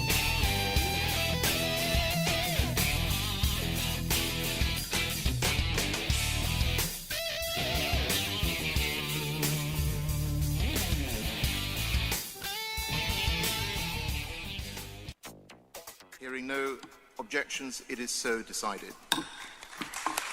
UN Climate Summit ends with progress, compromises, and disappointment. Coal is down but not out in new Glasgow climate agreement. Plus, today, we're finally getting this done. Joe Biden signs landmark bipartisan infrastructure deal into law. All of those landmarks and more straight ahead from BradBlog.com. I'm Brad Friedman. And I'm Desi Doyen. Stand by for 6 minutes of independent green news, politics, analysis, and snarky comment. I mean, first vaccine mandates, and now Americans don't even have the right to die in a bridge collapse?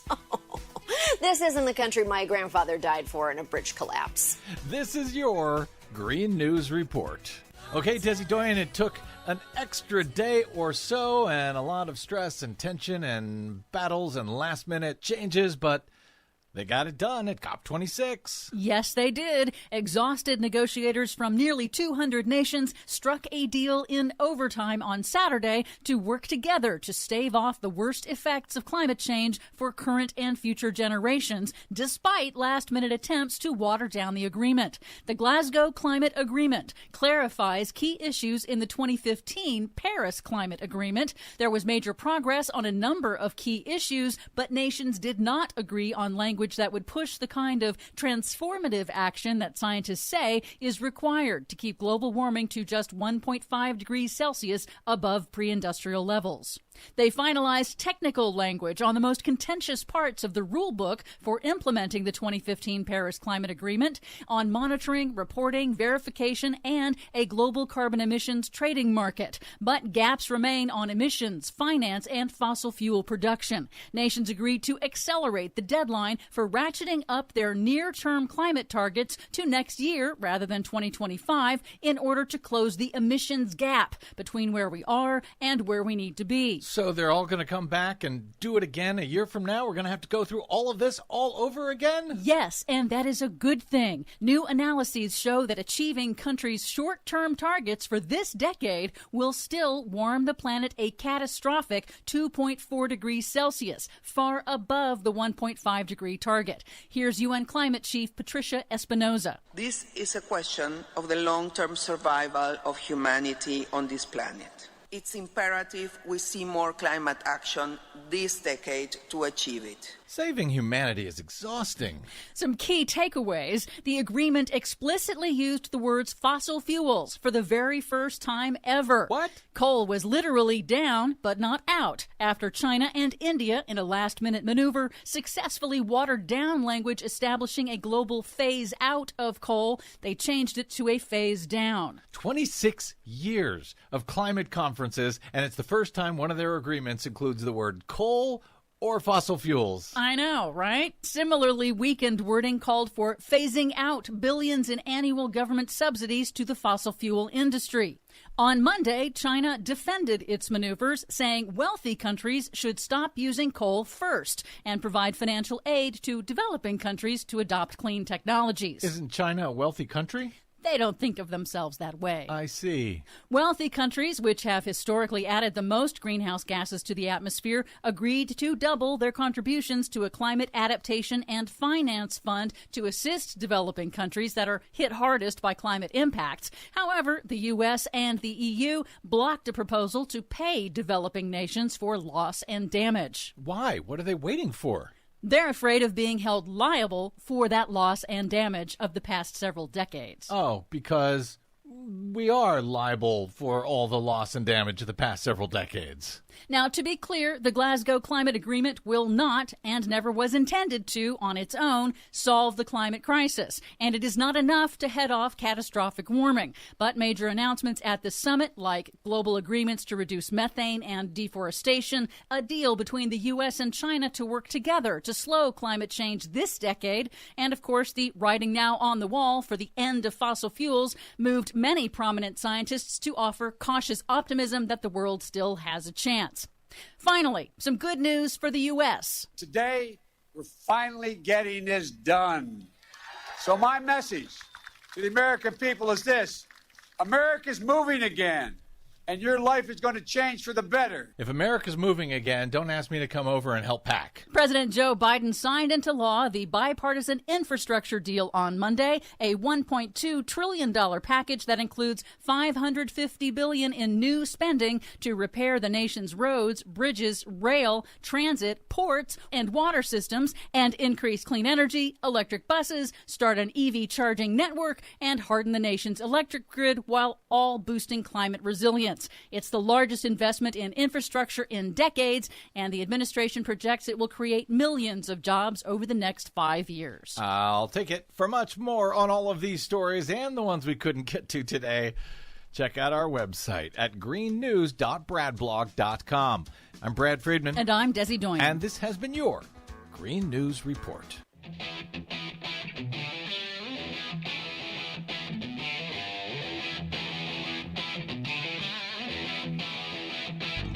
Welcome back to the Rick Smith Show. Now, here is Rick Smith. So, President Biden today sent a letter to Alina Khan saying, hey, you, chair of the Federal Trade Commission, I got a job for you. Gas prices way too high and no real reason for it. Maybe you might want to look into that. Maybe you might want to look into grocery prices. Maybe you might want to look at some of what I've been calling gouging for a very long time. Look, we have some structural issues, no question. There's some things going on. Pandemic did some stuff. Gonna have some problems. I think what's going on more than anything else, good old old-fashioned American gouging and opportunism. This is what our good friends, the capitalists, love to do to we, the working folk. But here to talk about if this is the case, or maybe it is. Maybe it's all about the supply chain being gummed up and all those truck drivers that we don't have. Here to share some thoughts, I've asked Andre Vinelli to come talk with us. Andre is the Vice President for Economic Policy at the Center for American Progress. Their website, americanprogress.org. Andre, thanks for taking time for us. Hey, thank you, Rick. Appreciate it. So, Joe Biden saying, hey, Lena, do your job. Start looking. Go. Well, there's a lot of things to be done here with this situation.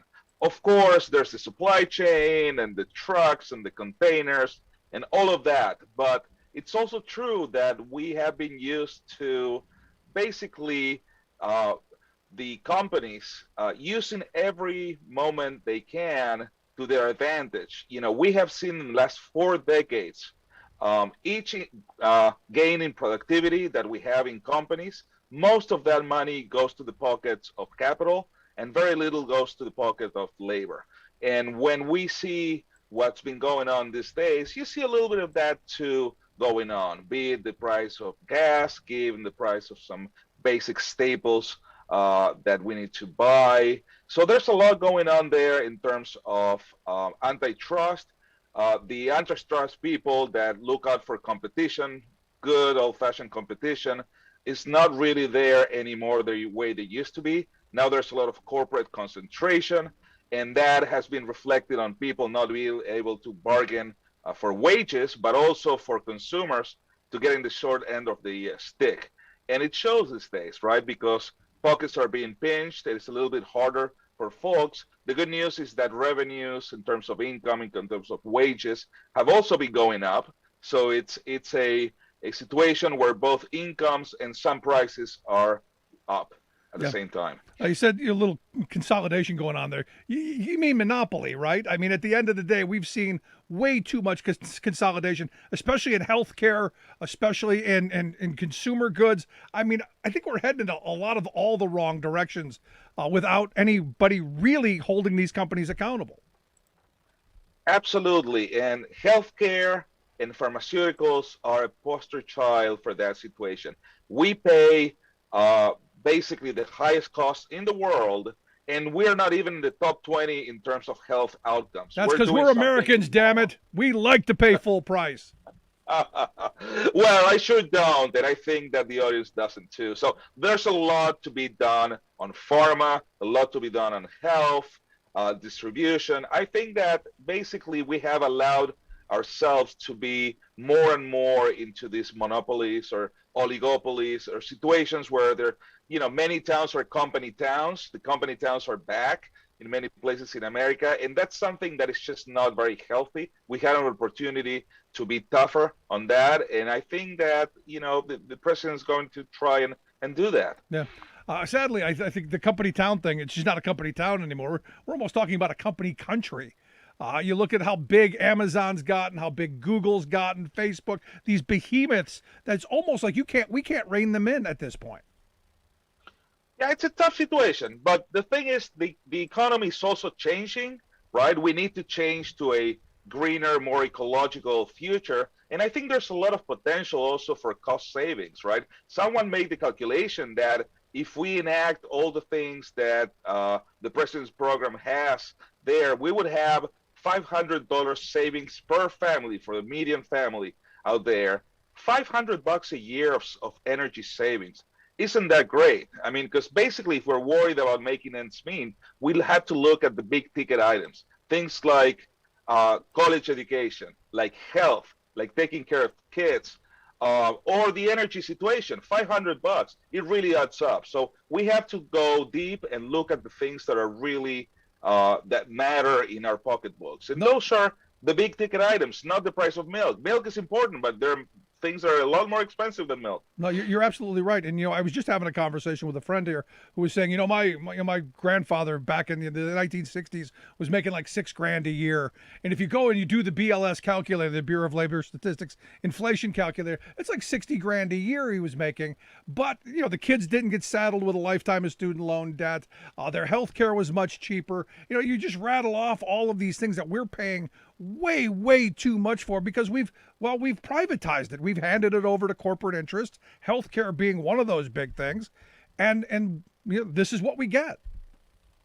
That's what we get. That's what we get. So we need basically a different deal here for folks, right? We need to make sure that we're back in growth, and we're growing 3 times faster than we used to. Nobody's talking about that, but it's really happening. Perhaps it doesn't feel that way, but all the numbers show that we're growing fast. But we have to make sure that ends up in the pocket of everyday people, working people, right? And that's something that hasn't happened in a long time. No. Salaries have been flat for a long time, and that's something that people feel because it's difficult to go to college without getting into debt.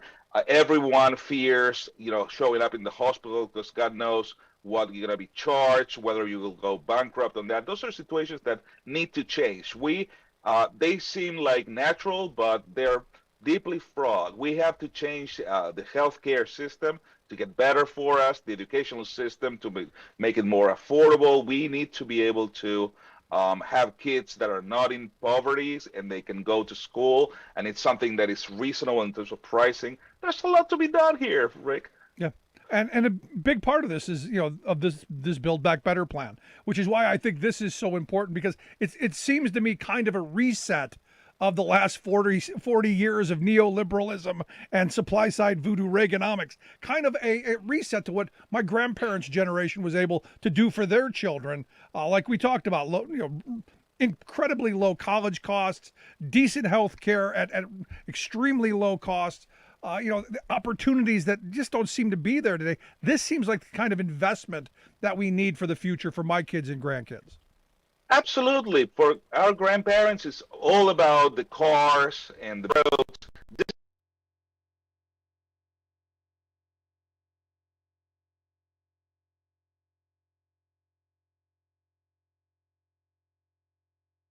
So we need to invest in the internet broadband. We need to make sure that people can show up at work. And these days, there's millions of people who are stuck at home because of the kids, right? And there's no daycare, people taking care of older folks. Well, we have to make sure that if these people want to go back, they can afford to do so. That's how we're going to be able to go back to better times, right? When we make the best use of our productive capacity. And that means people on jobs.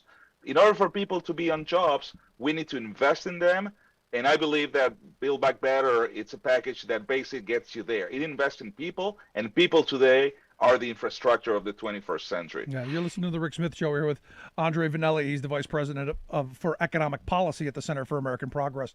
Their website, AmericanProgress.org, you can check out their most recent piece. President Biden's economic agenda will help life more affordable without adding to inflation. Now, we're trained like Pavlovian dogs to anytime we hear the I word to go, oh my God, it's horrible, it's horrible. Inflation is bad for some and actually pretty good for others. It's kind of a balancing act. Is it something we should be rabid about as we are?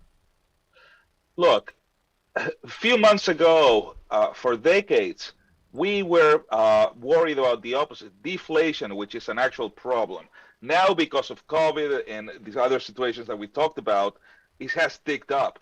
But it has ticked up not only here in the States, but in Europe and pretty much everywhere.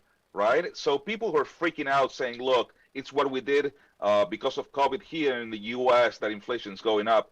That's not true. Because in Europe, they didn't do all the stuff that we did over here to recover fast. And now they're recovering a lot slower than we are. We're going faster. And they still have inflation. So we have to be very, very careful with this idea of inflation. We have to avoid the hysterical reaction here, because if we start doing crazy stuff like moving interest rates up and all that, you know what happened? We will throw the baby out with the dirty water, and we don't want that. There's a lot of good growth going. There's a lot of good increase in people getting jobs by record numbers, and folks at the bottom of the pay scale, they're getting very, very large increases in wages. Yeah, finally. That's something that it's a new thing. It's a new thing. Let's celebrate that. No, that's a good thing. Finally, the wages for work. But in this moment, you know, especially as we're hearing all this stuff about supply chains and we're blaming truck drivers because they're not up to them. We need to go to automation immediately.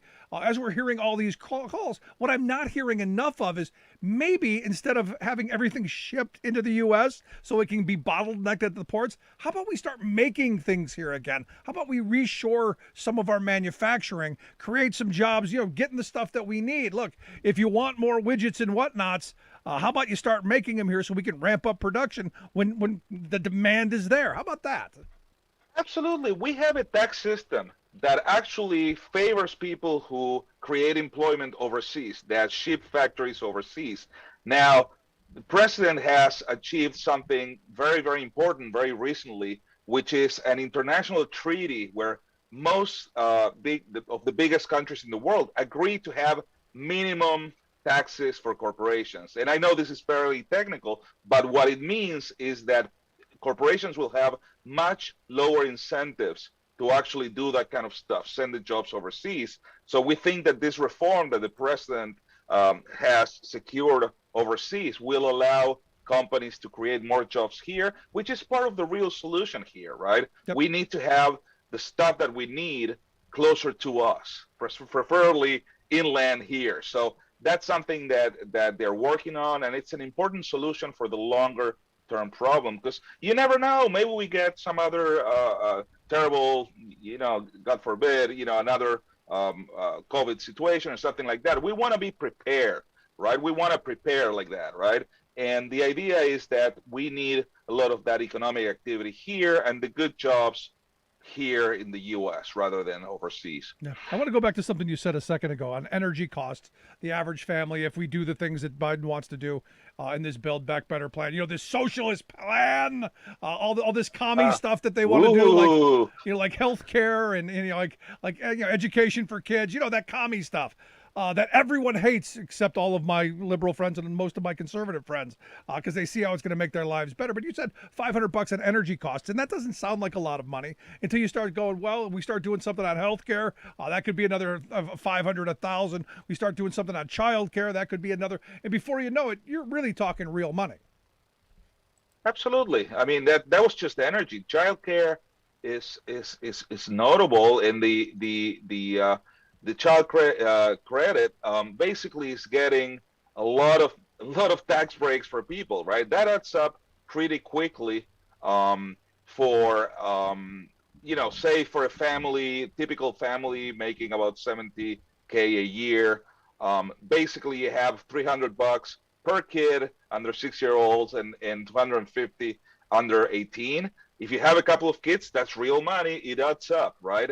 And it allows people to take care of the basics and to be able to show up at work without worrying so much about getting to the end of the month. That's very important because in this day and age, it's important not only to show up, but to be mentally there without excessive stress, worries, right? And that's something that giving people a little bit of help basically is better for everyone. Employers are going to be happy, believe me, that people are showing up and they're fully productive. So this is something that basically raises all the boats, and the business sector will be quite happy that this happened. Yeah, down the road. Right now, they're using the S word. It's socialism, Andre.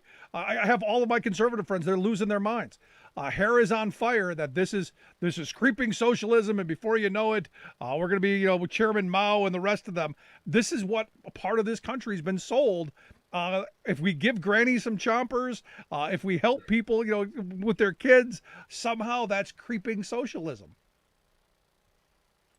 Well, I think that line of thinking, what got us is where we are today, right? And where we are today is a situation where we all fear that our kids will not do as well as we did. And they're already not going to. New, right? And that's something that is totally problematic, right? And I think that people feel that way. So whoever says that hasn't, thought it through. I think we have been doing that kind of stuff for more than 40 years. It's time to try something new. And when you actually go and ask people, what do you think about the child tax credit? What do you think about prescription drugs? What about this chomper for granny? Guess what? The vast majority of people actually support these policies. Yep. And that includes also independents and conservatives. So people are not fools. And then, of course, we'll tend to revert to slogans. But when you ask the careful question, are you for this? Are you for fair taxes for corporations? More than 2/3 of people will say yes. We want that. So the problem is the politicians. It's not the common person out there. They are in favor of most of the provisions of the Build Back Better. That's a fact. You go and ask Eddie Polster, they will tell you. The problem is it's politicians and people in Washington, D.C. that are trying to ram through our throats some slogans rather than talking specifics. Right. When you talk specifics, people favor this agenda. They do. Which is why we've got to scare people. So last question I've got for you real quick. Joe Manchin's the fly in this ointment. Does this get through? Do we see the Build Back Better plan go through?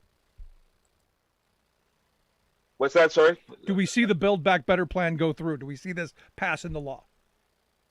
I think so. I think that, look, it's difficult, because reasonable people have different opinions, and we have a couple of senators who have views that are a little bit, on their own. But I think that they have been talking for a long time, and I think there's a lot of common space between the three parties. So I think it's going to happen. Probably there will be compromises, and probably it's going to take a little bit longer. We're all tired of this drama, but I think that at the end of the day, the cooler heads will prevail. Most of the stuff that is there makes a lot of sense, and everyone knows it. Absolutely. Andre, I appreciate you taking some time for us. Thanks so much.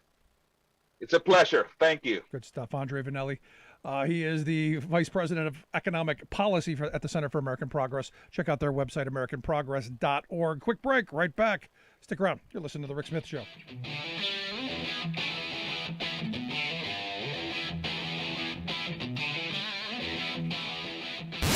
Saving work in America, one show at a time. The Rick Smith Show.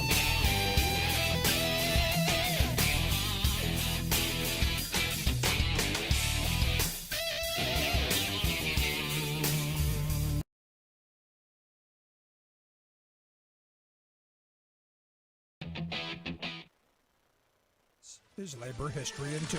On this day in labor history, the year was 1747. That was the day that a crowd of Boston workers took British officers as hostages and held them for 3 days. The workers were outraged that fellow Bostonians had been British Navy ships.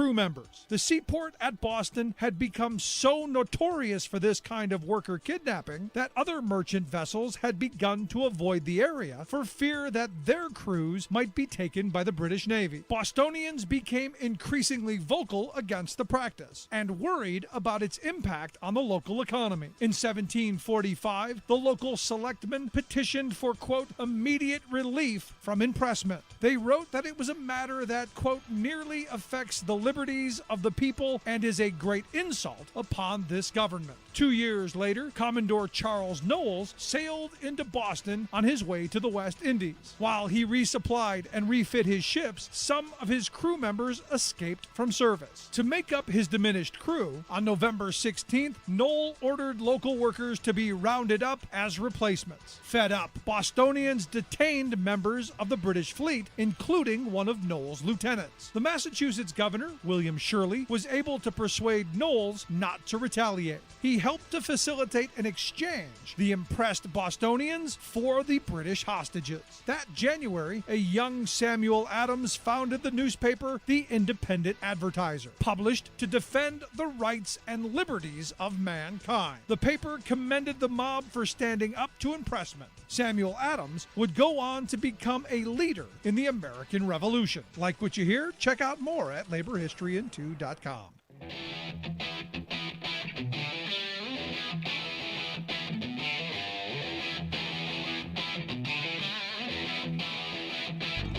Welcome back to the Rick Smith Show. Now, here is Rick Smith.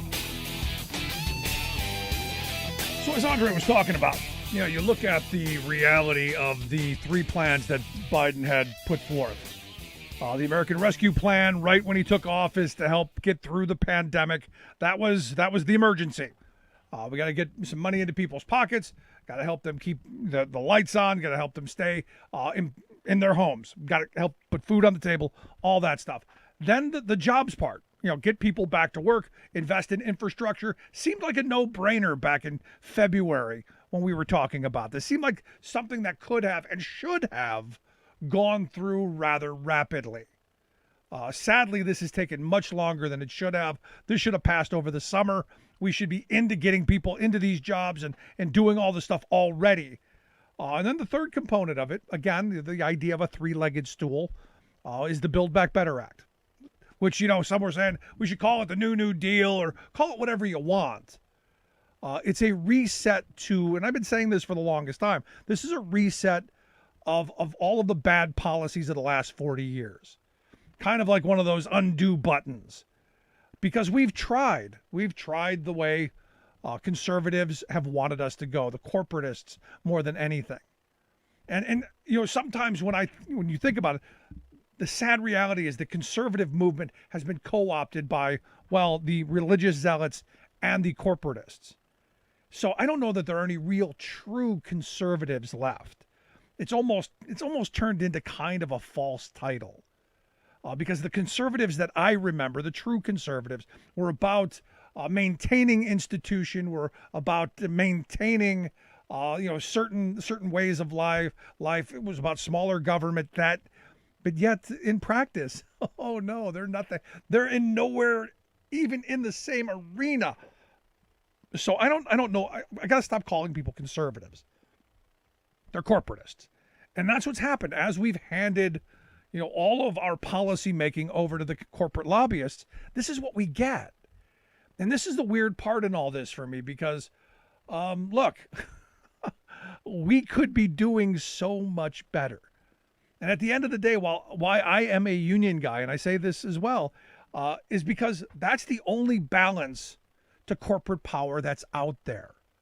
The only true balance to corporate greed are workers and their greed and their competing interests. And when you squash the working people of this country and their demand for better, what you end up is where we're at. Two Americas, a very wealthy wealth class, a very well-to-do, class of work of upper tier folks, and then the people at the bottom who are struggling to get by. And this is where we are. There's no debating this. Some people are doing a little bit better than others. Some people are maybe a month away from being out in the street, and some people aren't. And this is one of those moments where you go, a strong labor movement, solves some of our problems. But also you need an active government to hold corporate money in check and not let them lobby and buy our political system the way it has. And, as I said, I was talking to a friend just today about this. You go back to, our grandparents, the golden age, where everyone wants to make things great again, back to the 50s and 60s, where for a large group of workers, mostly white workers, and look, we did screw over blacks incredibly. That was a matter of society that I can't change. But what I know is the policy works if we would have evenly applied it. And I want to do that in the future. But this is the thing that gets me. You go back to the education systems that were built during that time. You go back to the healthcare system that was built during that time.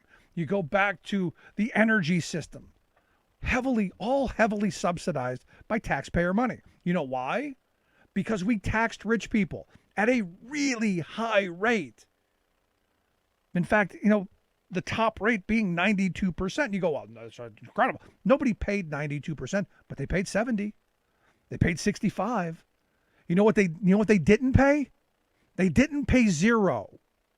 We didn't have billionaires who got out of paying anything. And this is where we are, where the people who sit on the top of the nest, they're contributing nothing to the tax. No, but Rick, their companies do a lot. No, their companies get away too. Now, the workers for those companies, they pay on every dime they earn. Oh boy, do they. But you go back to that golden period that everyone wants to romanticize.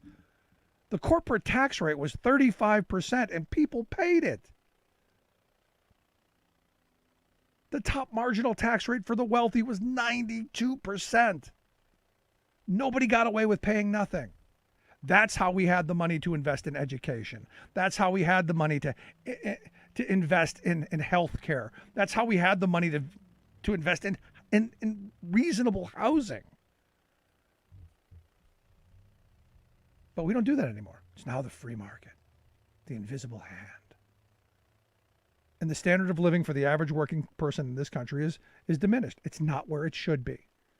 You go, but they've all got refrigerators and internet and blah, blah, blah. Their children are saddled with a lifetime of student loan debt. Their healthcare costs are eating up a huge portion of their income. What corporate America was able to do, and to their credit, you give corporations credit where it's due.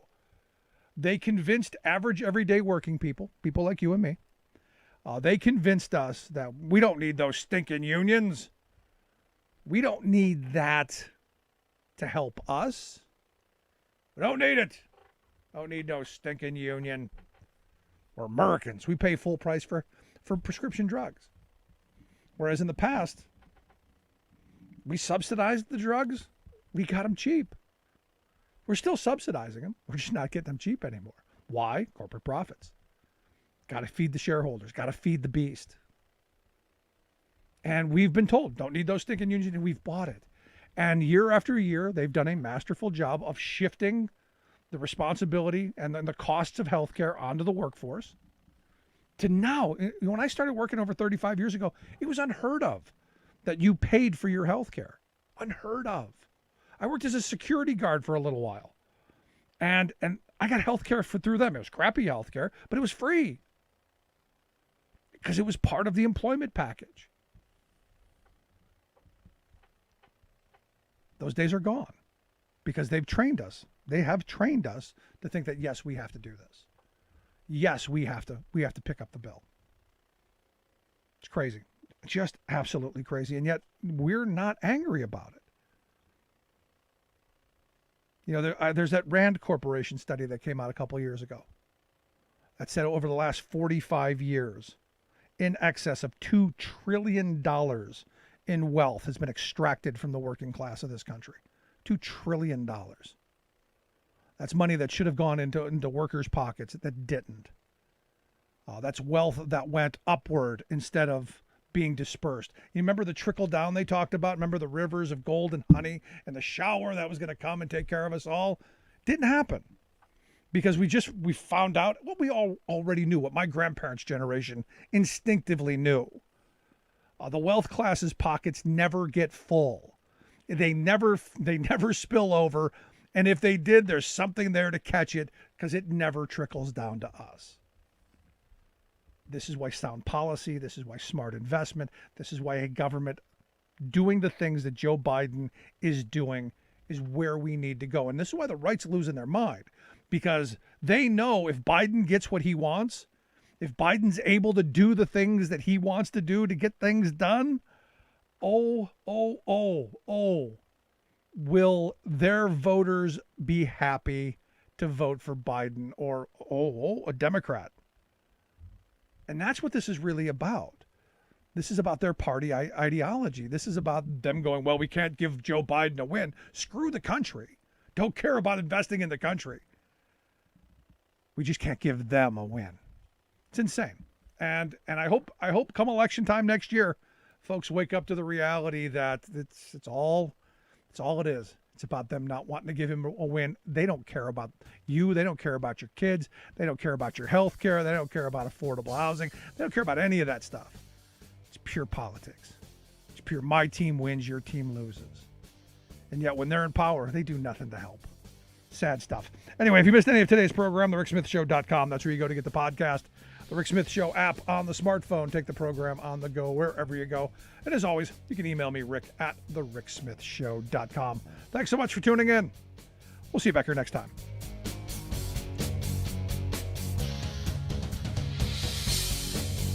You've been listening to The Rick Smith Show. Email Rick at rick@thericksmithshow.com. Until